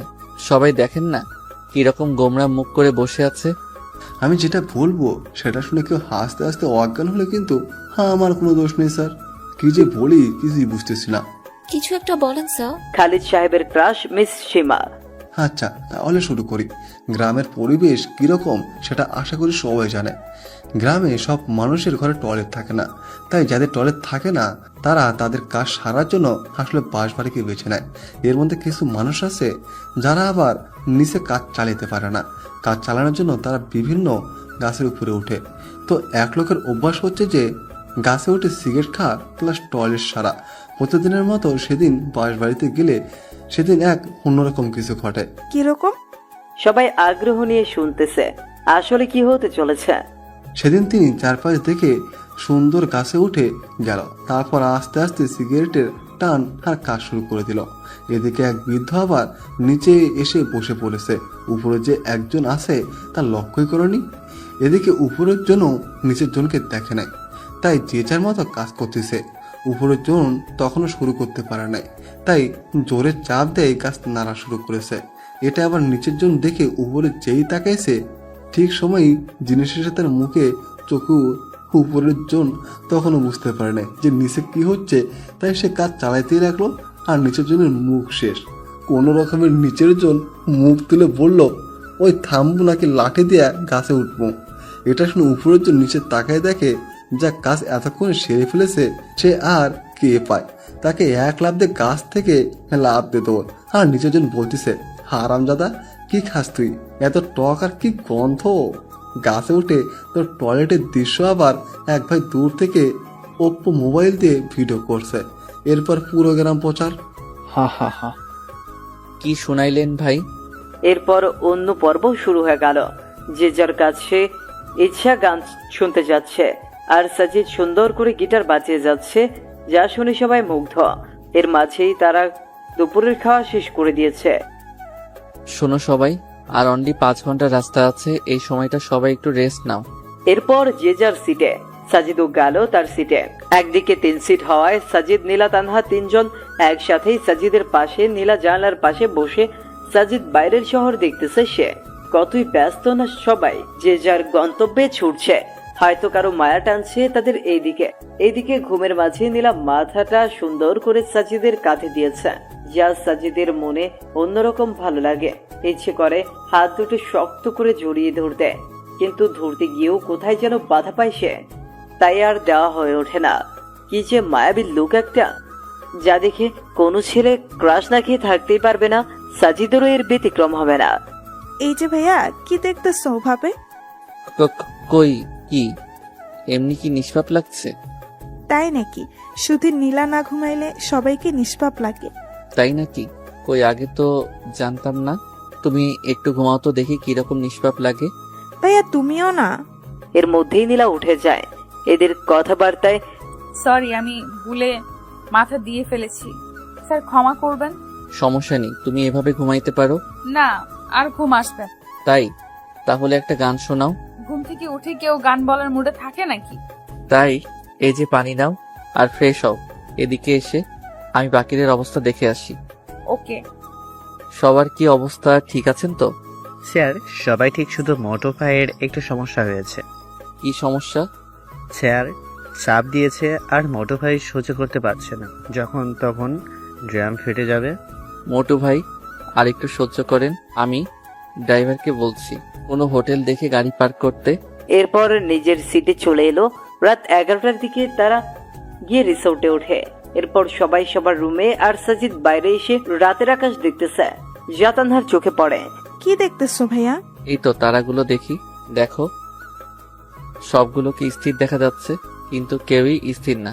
এ যার নিজের বেগে ছুটছে তো ছুটছে, দিন শেষে আবার এক জায়গায় মিটছে। কি অদ্ভুত, তাই না? ভাইয়া একটা কথা বলি। বলো। তারাগুলো কিন্তু কাউকে কেন্দ্র করে ছুটছে, কিন্তু আমাদের মাঝে এমন কেউ কেউ থাকে যারা কিন্তু কোনো কেন্দ্র ছাড়াই ছুটে চলছে। কে বলছে তোমাকে? তাদেরও একটা কেন্দ্র থাকে, তা অন্যরা কেউ জানে না। তো ভাইয়া বোন হিসাবে একটা জিনিস জানতে চাই, না করবা না। কি? তোমার জীবনে কে কে আছে বা কে কে নাই, তারা কোথায় গেছে সব? কি হবে শুনে? ভাইয়া প্লিজ। কেউ নেই আমার, তার থেকেও 5 বছর আগে চলে এসেছি। কেন? সৎ মায়ের প্যারা সহ্য করতে পারছিলাম না, তাই। আসলেই আমাদের সমাজে অনেক মানুষ আছে এরকম, যেমন নীলার বয়ফ্রেন্ডটা, সেই চলে গেল সৎ মায়ের প্যারায়, আর খোঁজ মিলল না। খোঁজে নাই তাকে? কি বলো, খোঁজে নাই? এমন কোনো জায়গা বাদ রাখি না এই শহরে, কিন্তু পাইনি। এখন নীলা খুঁজে বেড়ায় তাকে, প্রতি রাতে কাঁদে এই ছেলের জন্য। আমি যদি বলি ছেলেটা ওর সামনেই? হোয়াট? ভাইয়া আমি কিন্তু মজা করছি না, সিরিয়াস আমি। আমিও মজা করছি না, দেখো এটা। মানে কি এসব? কেমনে কি করে হলো? আমি তো স্বপ্ন দেখছি না তো। না, সেসব অনেক কথা, কত মানুষের যে কথা শুনে এই পর্যায়ে এসেছি।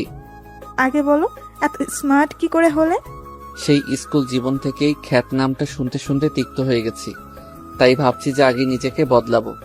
সেজন্যই একটা পার্ট টাইম জব নিয়ে এরপর শুরু করে দেই একদম পড়াশোনা আর নিজেকে বদলানোর কাজ। কোনো দিন না খেয়ে থাকতাম, তারপরও বাজার থেকে উন্নত মানের ড্রেসগুলোই কিনতাম। এরকম কত রাজ্যে মুড়ি খেয়ে পার করে দিয়েছি। এরপর আস্তে আস্তে বিশ্ববিদ্যালয়ের গণ্ডি পেরিয়ে এই জায়গায় এসেছি। কোন বিশ্ববিদ্যালয়ে পড়ছো? সাস্ট। মানে আমাদের সামনেই ছিল এতদিন? আর তোমার ডিপার্টমেন্ট এই, কিন্তু কোনোদিন তোমাদের চোখে ধরা দেই নাই। পরীক্ষার সময় 2-1 বার দেখা হতো, কিন্তু তেমন লক্ষ্য করো নাই তোমরা। আর এক বড় ভাইয়ের সহযোগিতায় এই কোম্পানিটা খুলি। ওয়েট, ক্লাস টপার কি তুমি সেই সাজিদ? যে কিনা সপ্তাহে একবার ক্লাস করে, ক্লাস টপার? কি আজব, তাই না? আমি নীলাকে বলতেছি সব। ওই থামো, এখন কিচ্ছু বলবা না, দেখবো নীলা চিনতে পারে কিনা। দেখো ভাইয়া, নীলা এইভাবে কোনোদিন দেখেনি তোমায়, তাই চিনতে পাবে না। মনের মিল থাকলে না দেখেও চেনা যায়। জাস্ট ওয়েট করো। তোমরা কি ভাবছো আমি চিনি না তোমাদের?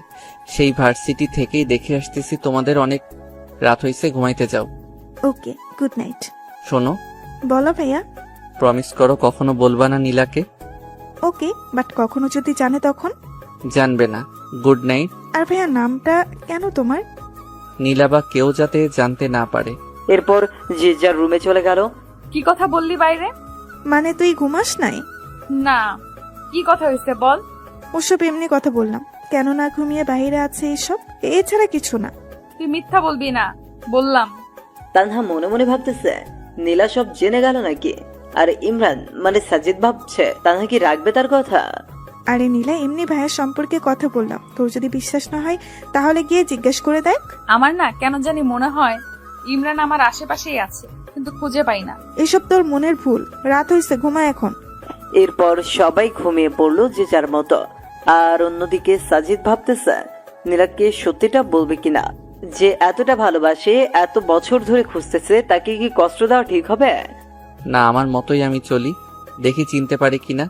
পরদিন সবাই ঘুম থেকে উঠে কফি খাচ্ছে, তাদের বসের কোনো খোঁজই নেই। নীলা, গিয়ে দেখ তো ভাইয়া ওঠে না কেন এখনো। কেন, তুই যাইতে পাস না? যা না প্লিজ।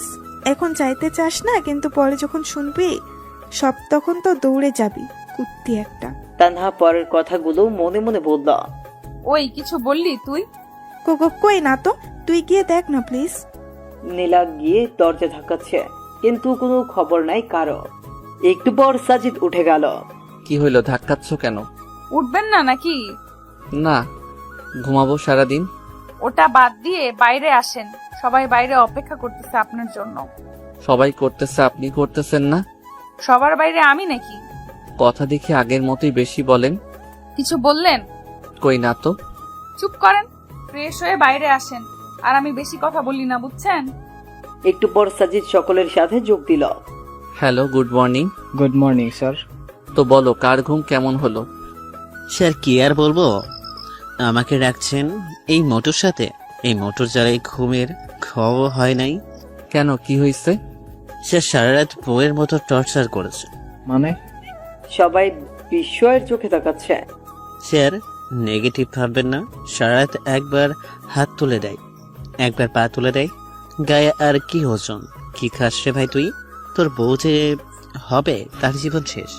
সবাই শুনে হাসতে লাগলো। তো সবাই রেডি হও, একটু পরেই আমরা বার হব। ওকে। এরপর সবাই ফ্রেশ হয়ে নাস্তা সেরে বের হলো বান্দরবন দেখতে। তানহা দেখ কতটা সুন্দর না? আসলেই সুন্দর। স্যার ওখানে যাব। ওকে চলো, সবাই চলো ওই জায়গায়। সবাই গিয়ে সুন্দর মজা করতেছে। এই ভাইয়া, DSLR কি এমনি আনছো?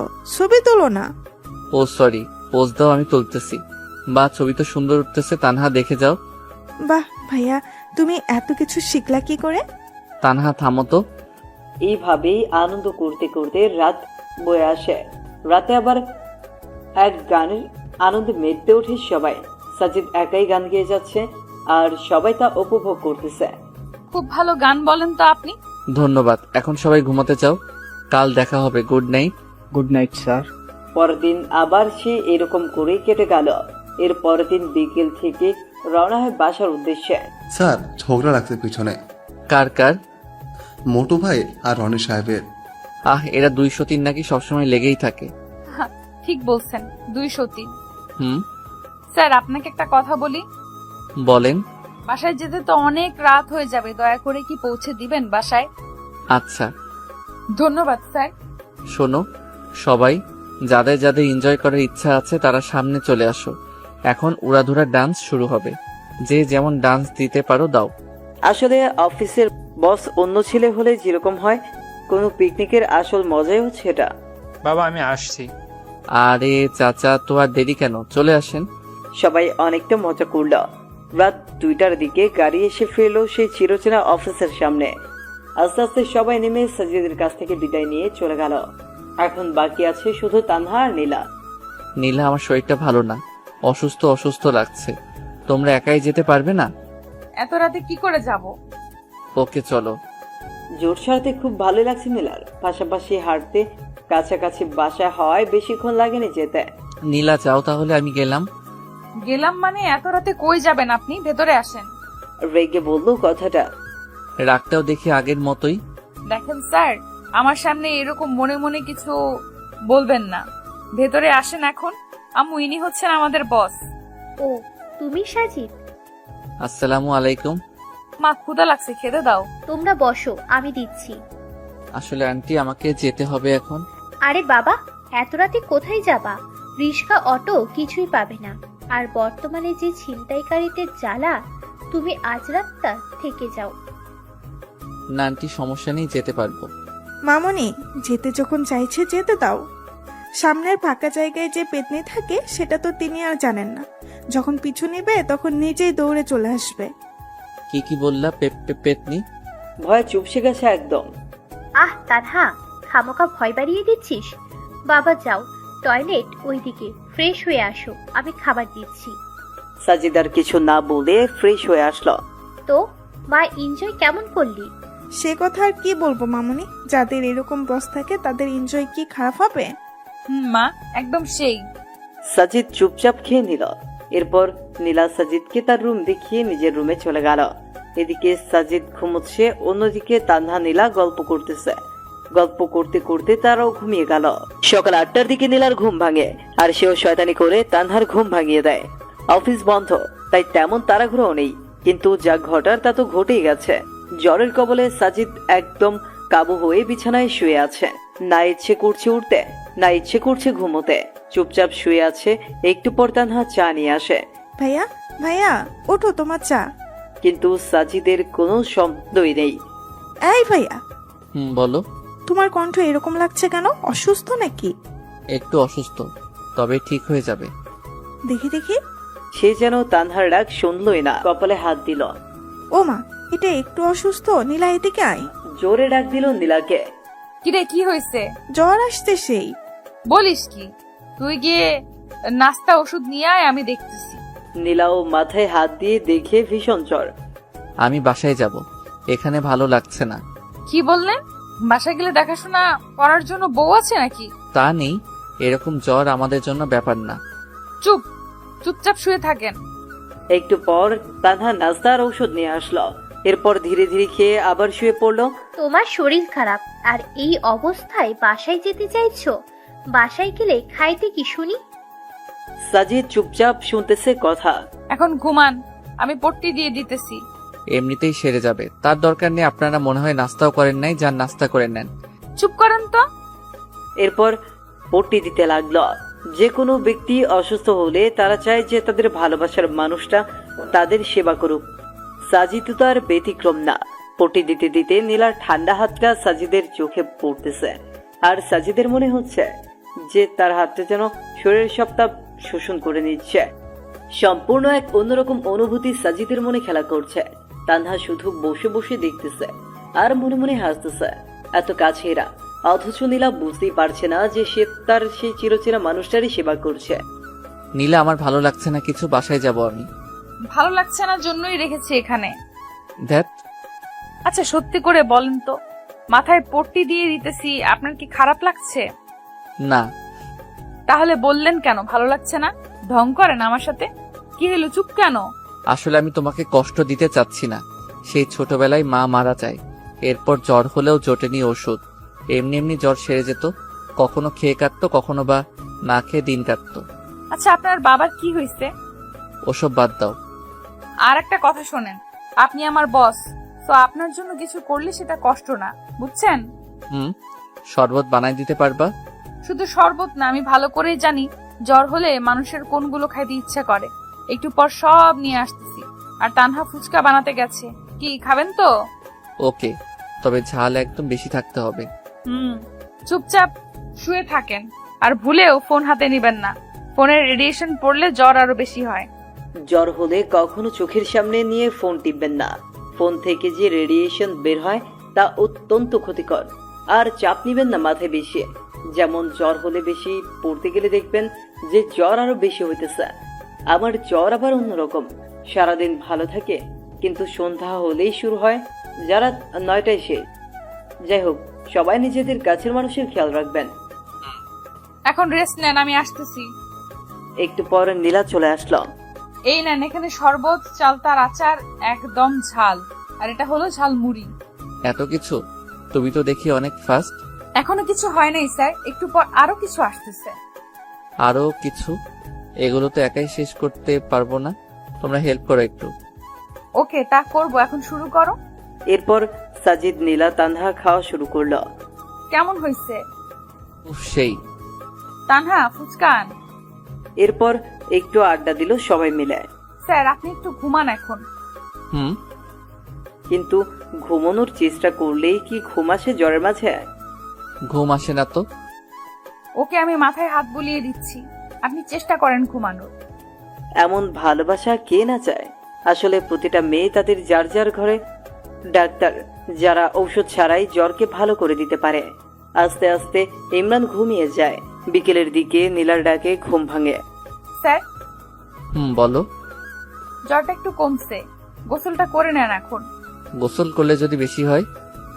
সম্পূর্ণ শরীর না ভিজিয়ে মাথাটা ভেজান আর শরীরে ভেজা কাপড় দিয়ে মুছে নেন, ভালো লাগবে। ওকে।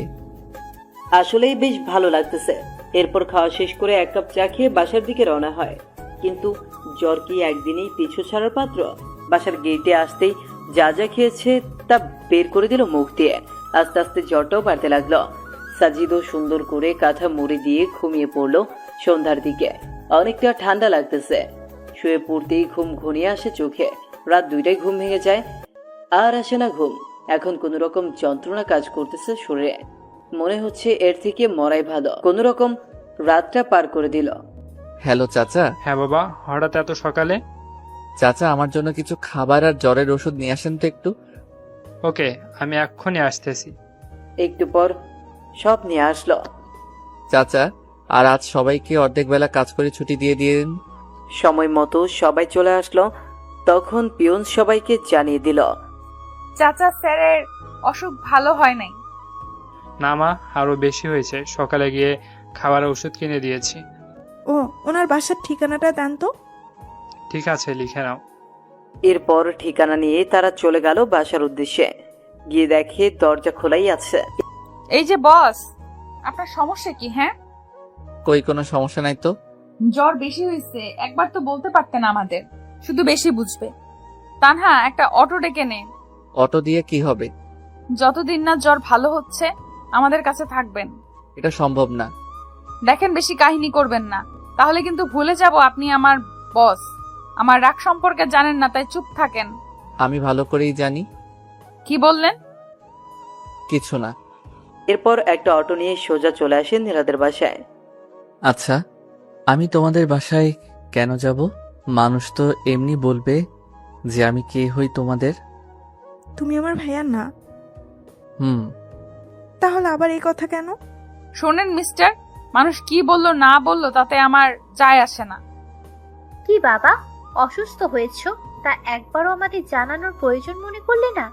পরপর ভাবো আমাদের, তাই না? হুম, তা তো অবশ্যই। পৃথিবীতে কেউ কারো আপন নয়। মানে? আন্টি, সবাইকে তো একদিন মরতে হবে, যেমনটা আমার মা আমায় রেখে গেছে। হয়েছে, আর বেশি বয়ান ছাড়া লাগবে না। হুম। এখন রেস্ট নেন, আমি পানি নিয়ে আসতেছি। ভাইয়া, দেখছো কি কেয়ার করতেছে তোমার। তোমার যদি জানে তুমি ইমরান, তখন না জানে কি করবে আবার। কি আর করবে, যে রাগই আমার জীবনটা শেষ করবে। তানহা, তুই খাবার নিয়ে আয়, আমি মাথায় পানি দিয়ে দিচ্ছি। ওকে। শুয়ে পড়ুন তো। এরপর পানি দিতে লাগলো। কেমন লাগছে এখন? ভালো। শুধু ভালো লাগছে না, অনেকটা স্বস্তিও পাচ্ছি। শুয়ে থাকেন, আমি দিচ্ছি। এইভাবে সেবা করতে থাকে নীলা। জ্বর একটু কমলেও সাজিদকে অফিসে যেতে দেয়নি। পরের দিন তানহা নীলাকে, এখন তো জ্বর কম, এখন বাসায় যাই। না, কাল সকালে এখান থেকে অফিসে যাবেন। কেন? রাতে যদি আবার জ্বর আসে। ও। ছাদে আড্ডা দেই, চলেন। ওকে। জানেন স্যার, আমার জীবনে যে সামনে কি হতে চলেছে কিছুই বুঝতেছি না। যাকে চাই তাকে খুঁজে বেড়াই, কিন্তু পাই না। আপনার জীবন সম্পর্কে বলুন একটু শুনি। আমার জীবন নিয়ে কি বলবো? আপনি কি বলেন? আপনি না বললেন বাবা মা নেই, তারা কিভাবে মারা গেল? মা মারা গেছে অসুস্থ হয়ে, আর বাবাকে হারিয়েছি মা মারা যাওয়ার 2 মাস পরে। তাহলে ছোটকালটা আপনার খুব প্যারাময় ছিল, তাই না? শুধু প্যারা না, আরো অনেক কষ্ট ছিল। আসলে কষ্টের পর সুখ আসে, তাই না? কি জানি, হবে হয়তো। আমি কবে দেখা পাবো? কিসের, সুখের নাকি ছেলেটার? দুটোরই। কে সেই ছেলে? ওর নাম ইমরান। শেষে আমায় একটা চিঠি দিয়ে চলে গেছে। আজ পর্যন্ত অনেক খুঁজেছি কিন্তু পাইনি। ও বাবা। তাড়াতাড়ি দেখিও। চলেন, ঘুমাবেন এখন। শোনো, বলেন। Good night. Good night. পরদিন সকালে ফ্রেশ হয়ে চলে গেল সবাই অফিসের দিকে। বাবা কেমন আছো? আলহামদুলিল্লাহ চাচা। জ্বর কমেছে কি? হ্যাঁ চাচা, যে ট্রিটমেন্ট দিছে জ্বর ভালো না হয়ে কই যাবে। হুম। এরপর সাজিদ ওর রুমে গেল। একে একে সবাই এসে জিজ্ঞেস করতেছে স্যারের শরীর কেমন আছে। এই যে মিস্টার স্যার, কি? লাঞ্চের সময় হয়েছে, চলেন। এখন না, তোমরা যাও, আমি পরে আসতেছি।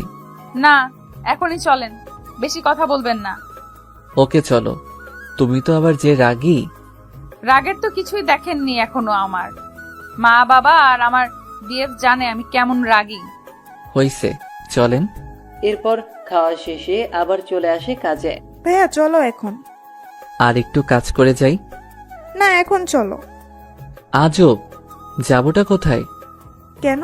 আমার খালামনির বাসায়। আবার যাব কেন? আমি তো সুস্থ এখন। সুস্থ মানে যদি রাতে আবার আসে? আমি যাইতে বলছি, চলো। আহ, এই দুই বোন জীবনটারে তেজপাতা বানাবে। ধরে নাও তাই, চলো এখন। কি আর করার, আবার গেলাম তাদের বাসায়। এবার আর সেবা না, এবার খাইয়ে 12টা বাজিয়ে রুমে পাঠাই দিছে। এই যে মিস্টার স্যার, কি অবস্থা? এই তো ভালোই। আচ্ছা, আমার একটা কথার উত্তর দিবেন? বলো। আচ্ছা, এই বয়সে আপনাকে স্যার বানাইছে কে? শোনো, টাকা আর নাম হলে নিজের বাবাও স্যার ডাকে। বুঝলাম। আচ্ছা, পড়ছেন কতদূর পর্যন্ত? তুমি যতদূর পড়ছো আমিও তেমনটাই। তাহলে সাবজেক্ট কি? তোমারটাই। এবার বলেন, ভার্সিটিও আমারটাই। কারেক্ট। তাহলে দেখি নাই কেন? সামনে যাই নাই তাই। ওয়েট, আপনি কি আমাকে আগে থেকে চেনেন নাকি? কি মনে হয় তোমার? না, প্রথম দিন যে প্রশ্ন করছেন তার জন্য কনফিউশনে ছিলাম, আর এখন শিওর হলাম। শিওর হওয়া ভালো। ঘুমান এখন। Good night. এরপর চলে গেল যে যার রুমে, আর সোজা হারিয়ে গেল ঘুমের দেশে। পরদিন আবার অফিস। সাজিদ একটু কাজে অফিসের বাইরে যায়, আর তখনই তার নামে একটা কুরিয়ার আসে। অফিসের চেয়ারম্যান আছেন কি? না, উনি তো বাইরে গেল, আমাকে দিয়ে দেন। দিয়ে দিব এখন। ওকে, এখানে একটা সাইন দেন। আচ্ছা। এরপর কুরিয়ার দিয়ে চলে যায়। মা, কুরিয়ারটা রাখো। মা, কুরিয়ারটা রাখো তো, তোমাদের কাছে সাজিদ মনে হয় লাঞ্চের সময় আসবে। আমি আবার বাসায় যাব তাড়াতাড়ি। ও তোমাদের সাথে লাঞ্চ করলে দিয়ে দিও। ওকে চাচা, দেন। না, কুরিয়ারটা নিয়ে কেবিন রাখলো, আর তখনই নীলার চোখে পড়লো। কিরে এটা? স্যারের কুরিয়ার। এরপর হাতে নিয়ে দেখতে লাগলো। হঠাৎ চোখ আটকে গেল ইমরান নামের জায়গায়। তানহা, এদিকে দেখতো। কি? স্যারের নাম আসছে, তাহলে ইমরান নাম আসলো কই থেকে? হতে পারে স্যারের আরেকটা নাম ইমরান। এরা নিশ্চয়। আরে স্যার আসলে এখন জিজ্ঞেস করব। একটু পর সাজিদ এসে লাঞ্চ শেষ করে নিজের রুমে গেল। কুরিয়ারটা আমাকে দে তো তানহা। কেন? আমি দিয়ে আসতেছি স্যারকে। ওকে। স্যার, আসবো? আসো। এই নেন আপনার কুরিয়ার। ও, এটা এসে গেছে, দাও। স্যার ওয়েট, এটা কি? আর আমাদের কেন বলেন আপনার নাম সাজিদ? ও, এটা বলতে ভুলে গেছি। আমার শুধু একটা কথার উত্তর দেবেন। কি কথা? শুধু সত্যি করে বলবেন আপনি আমার সেই ইমরান কিনা। পৃথিবীতে কি একটা ইমরান? স্যার, আমার প্রশ্নের উত্তর এটা না। যদি সত্যি বলি তখন কি হবে, আর মিথ্যা বললে তখন? সেটা পরে দেখতে পাবেন। বলেন এখন প্লিজ, হাত জোর করে রিকোয়েস্ট করতেছি, প্লিজ সত্যিটা বলবেন। আমি ইমরান। এটা বলতে দেরি আর গালে থাপ্পড় পড়তে দেরি না। এরকমটা না করলেও পারতেন। আপনি আর কখনো আমার সাথে কথা বলবেন না। আমি কালকেই চাকরিটা ছেড়ে দিব। এটা বলেই নীলা কেঁদে চলে গেল। ভাগ্যিস রুমের ভেতর থাপ্পড় দিছে, তাই কেউ দেখেনি। ইমরান দাঁড়িয়ে আছে। কি ভাবলো আর কি হয়ে গেল? ভাবলো নীলা কাছে টেনে নিবে, কিন্তু তা না, উল্টা আর দূরে গেল। আমার না বলাটাই ভালো ছিল। ভাইয়া, কি হয়েছে? নীলা এভাবে গেল কেন? সব বলে দিছি, বাকিটা তুমি বলিও। আর রাগ বেশি, তা তো জানোই। আস্তে আস্তে সব ঠিক হবে। আল্লাহ, কি যে ঠিক হবে তুমি ভালো জানো। যে মেয়েটা। নীলা বাসায় এসে দরজা লাগিয়ে শুরু করে দিল কান্না। এটা কষ্টের কান্না নাকি খুশির কান্না তা সে নিজেও জানে না। হতে পারে কষ্টের, আবার হতে পারে খুশির। এতদিন ধরে যাকে খুঁজে আসতেছে তাকে পেয়েছে আজ, খুশি তো হবেই। আর ইমরান এতদিন আশেপাশে থেকেও কোনোদিন পরিচয় দেওয়ার প্রয়োজন মনে করেনি। এটা ভেবে হয়তো কষ্ট পেতে পারে। মানুষের জীবন যে কখন কি হয় বলা কঠিন। কি রে মা, দরজা খুলতো, শুনি কি হয়েছে। আমাকে বলবি না তুই? তুই বলতি না আমি তোর বেস্ট ফ্রেন্ড, আর আজ আমাকে বলবি না? নীলা আর থাকতে না পেরে দরজা খুলে আবার কান্না শুরু করে দেয়, তবে এবার তার মাকে জড়িয়ে ধরে। আরে পাগলি মেয়ে, এরকম করে কেউ কাঁদে নাকি? কি হয়েছে সেটা তো বলবি। ইমরানকে পেয়েছি মা। কি? কোথায় সে? থাপ্পড় মেরে চলে এসেছি। ও মা, কেন? আমার সামনেই ছিল এত বছর, কিন্তু পরিচয় দেয়নি কখনো, তাই। দেখো দেখি মেয়ের কাণ্ড। তা কে সে যে তোর সামনে থেকেও পরিচয় লুকিয়েছে? আমার অফিসের বস কুত্তাটা আছে না, ওটাই হয়। ও মা গো, এতদিন সাজিদ নামে ছিল? আরে মা, ওইটা আমার ভার্সিটিতে আমার সাবজেক্টেই ছিল, আমাকে চিনতো ভালো করে। আচ্ছা, তুই তাকে চিনলি না কেন? ও কি আর আগের ইমরান আছে মা? আগে চশমা পরতো, ঢিলে পোশাক পরতো, পায়ে জুতা কম দামি ছিল, চুলগুলো একদিকে রাখতো, তেল দিত চুলে। কিন্তু এখন সব তো চেঞ্জ, এমন ড্রেস পরে যা কল্পনার বাইরে। চশমাটাও নেই, জুতো তো কম দামি নেই, মুখের গঠনটাও চেঞ্জ করে ফেলছে গরুটা। বুঝলাম। তা এই জ্বরের মাঝে ছেলেটাকে থাপ্পড় মারা কি ঠিক হয়েছে?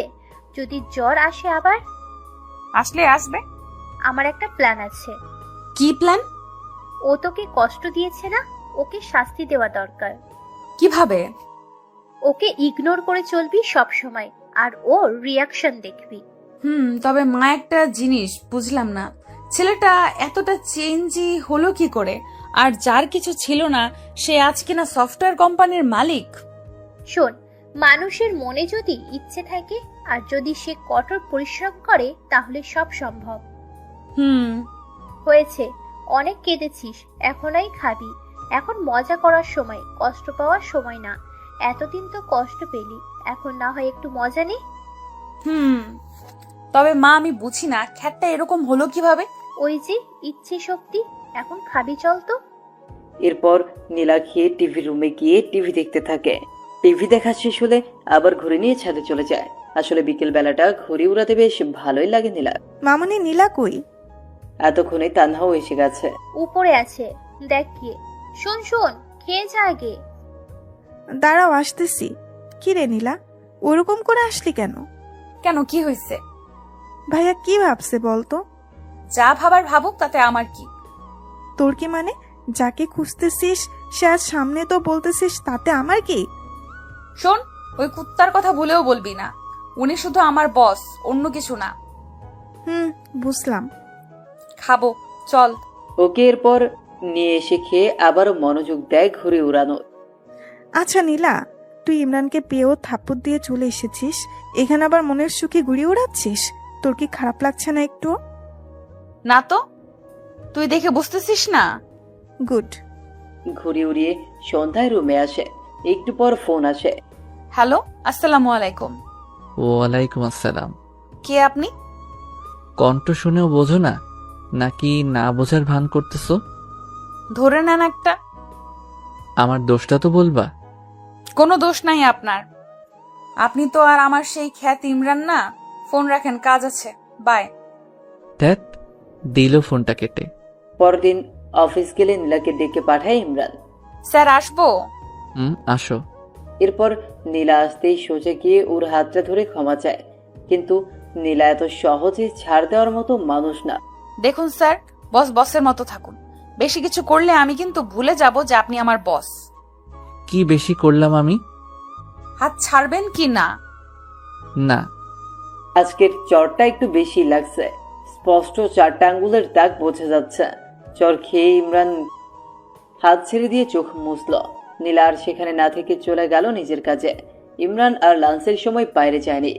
বাইরে যাচ্ছে না দেখে তানহা আসে ডাকার জন্য। ভাইয়া, খাবা, আসো। তুমি যাও, আমার ক্ষুধা নেই।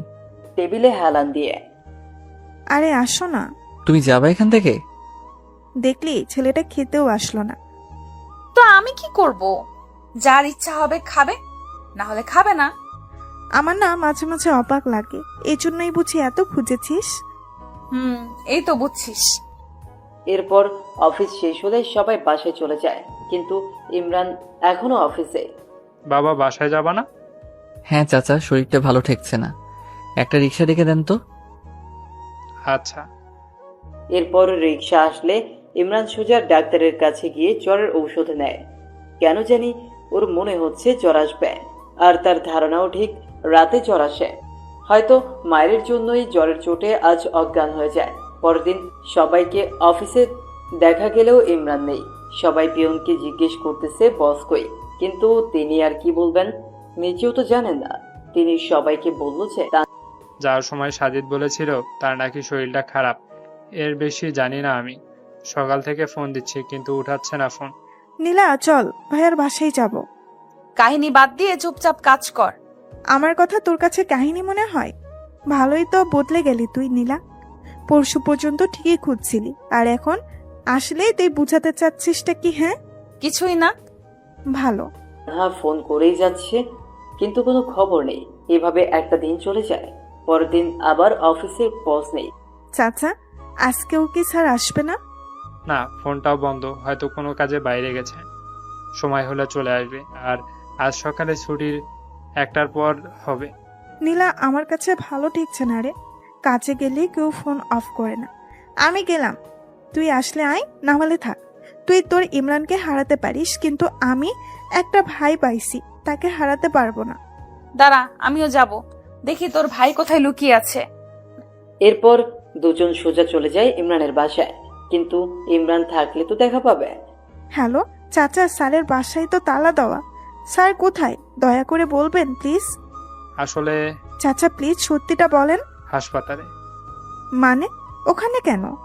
অসুস্থ অনেক, তাই বাসায় দেখাশোনা করে কেউ নাই, তাই আজ সকালে হাসপাতালে ভর্তি করাইছি। কোন জায়গায়?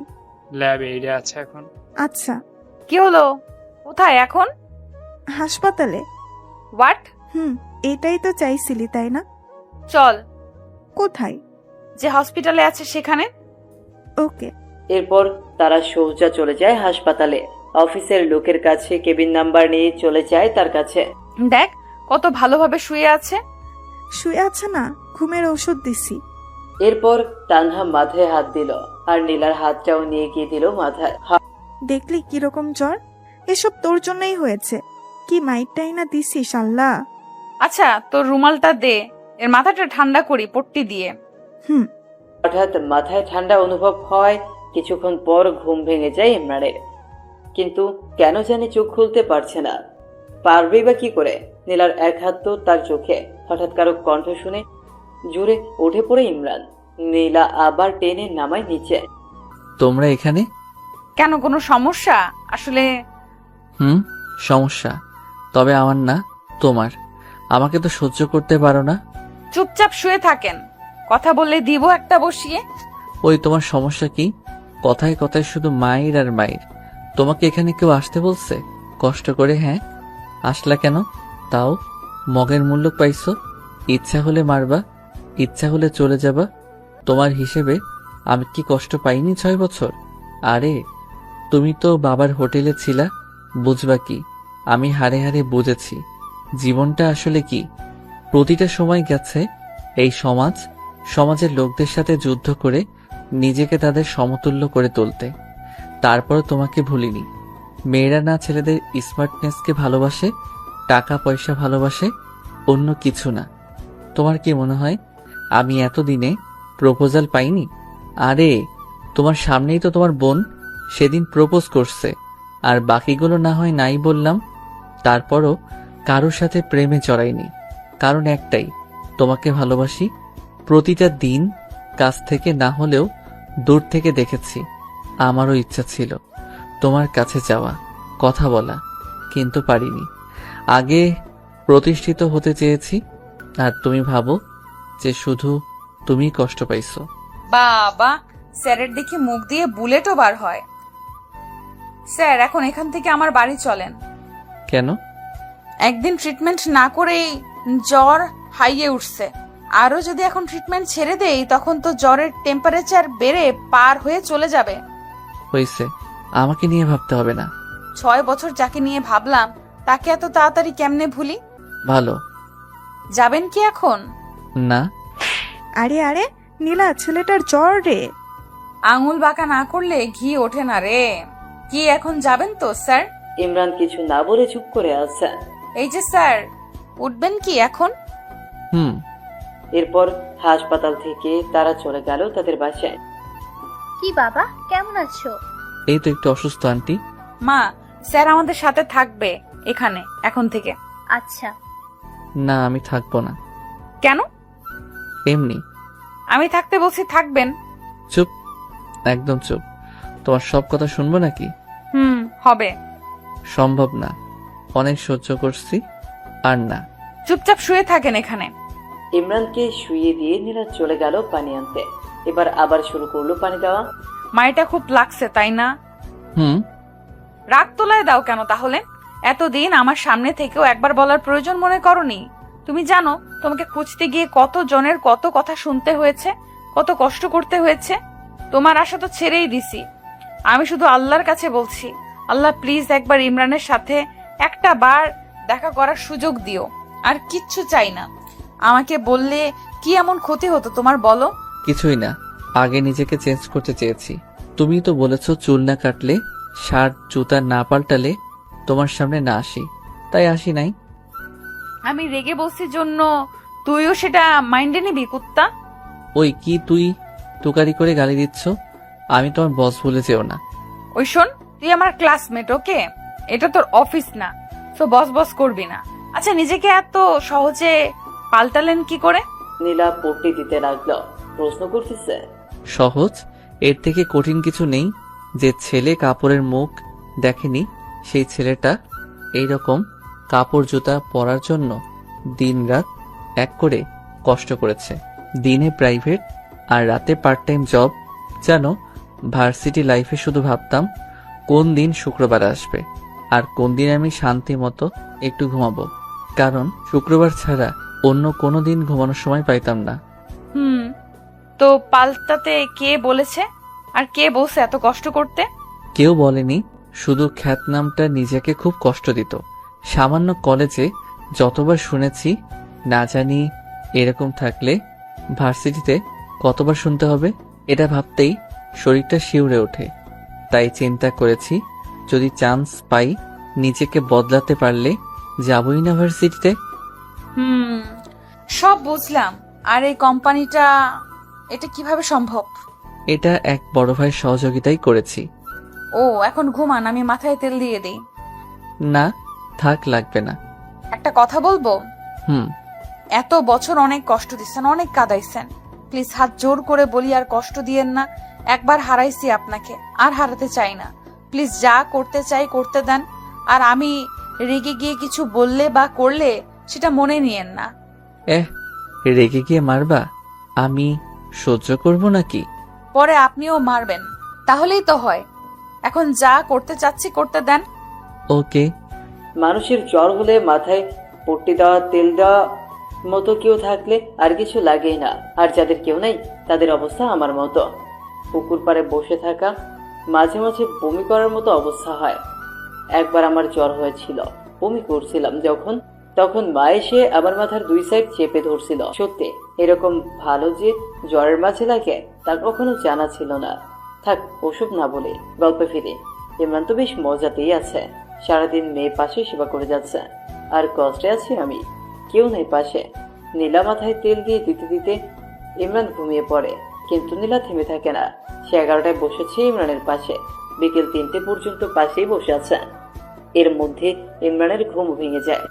তুমি এখনো এরকম করে দিচ্ছ? বললাম না একবার হারাইছি, আর হারাইতে পারবো না। যাও, এখন গোসল করে খাও। ওকে। নীলা গেলে আবার তানহা চলে আসে। ভাইয়া কি অবস্থা এখন? ভালো লাগছে না কিছুই। কিছু খাবা ভাইয়া? না।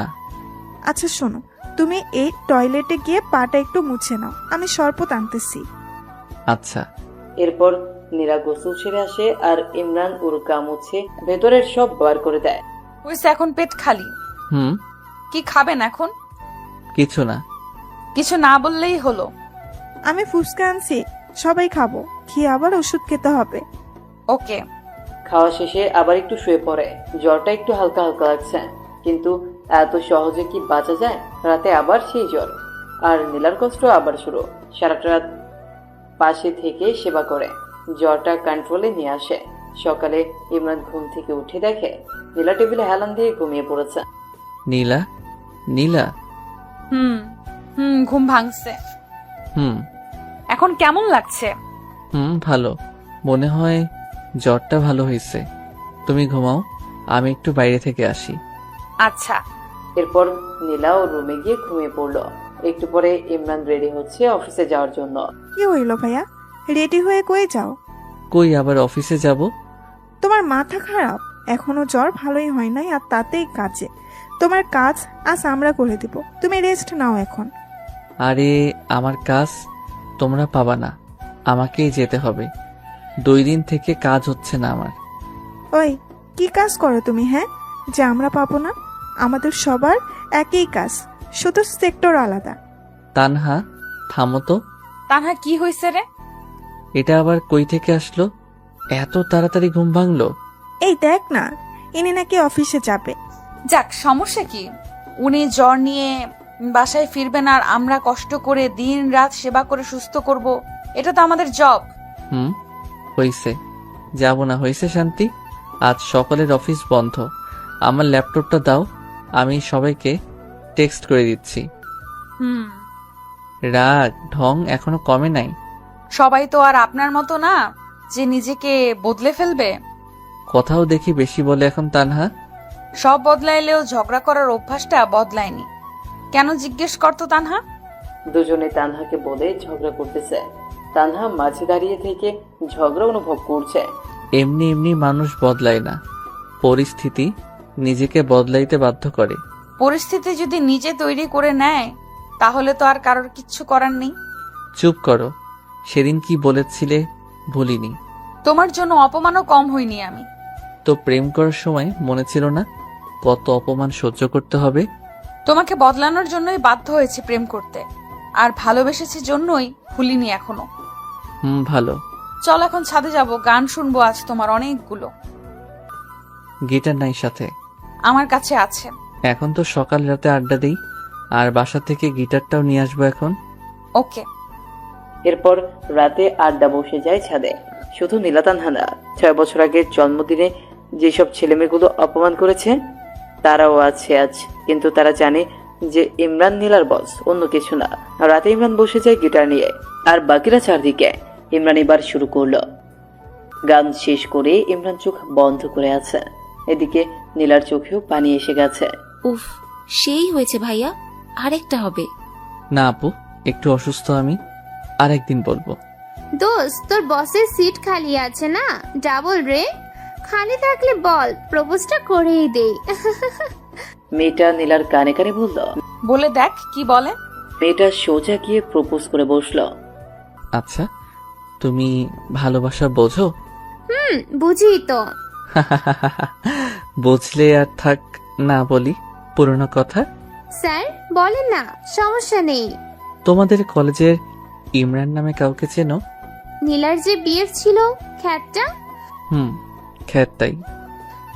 আমি কেন, এখানেই সবাই চেনে। সেই ছেলেটাই আমি।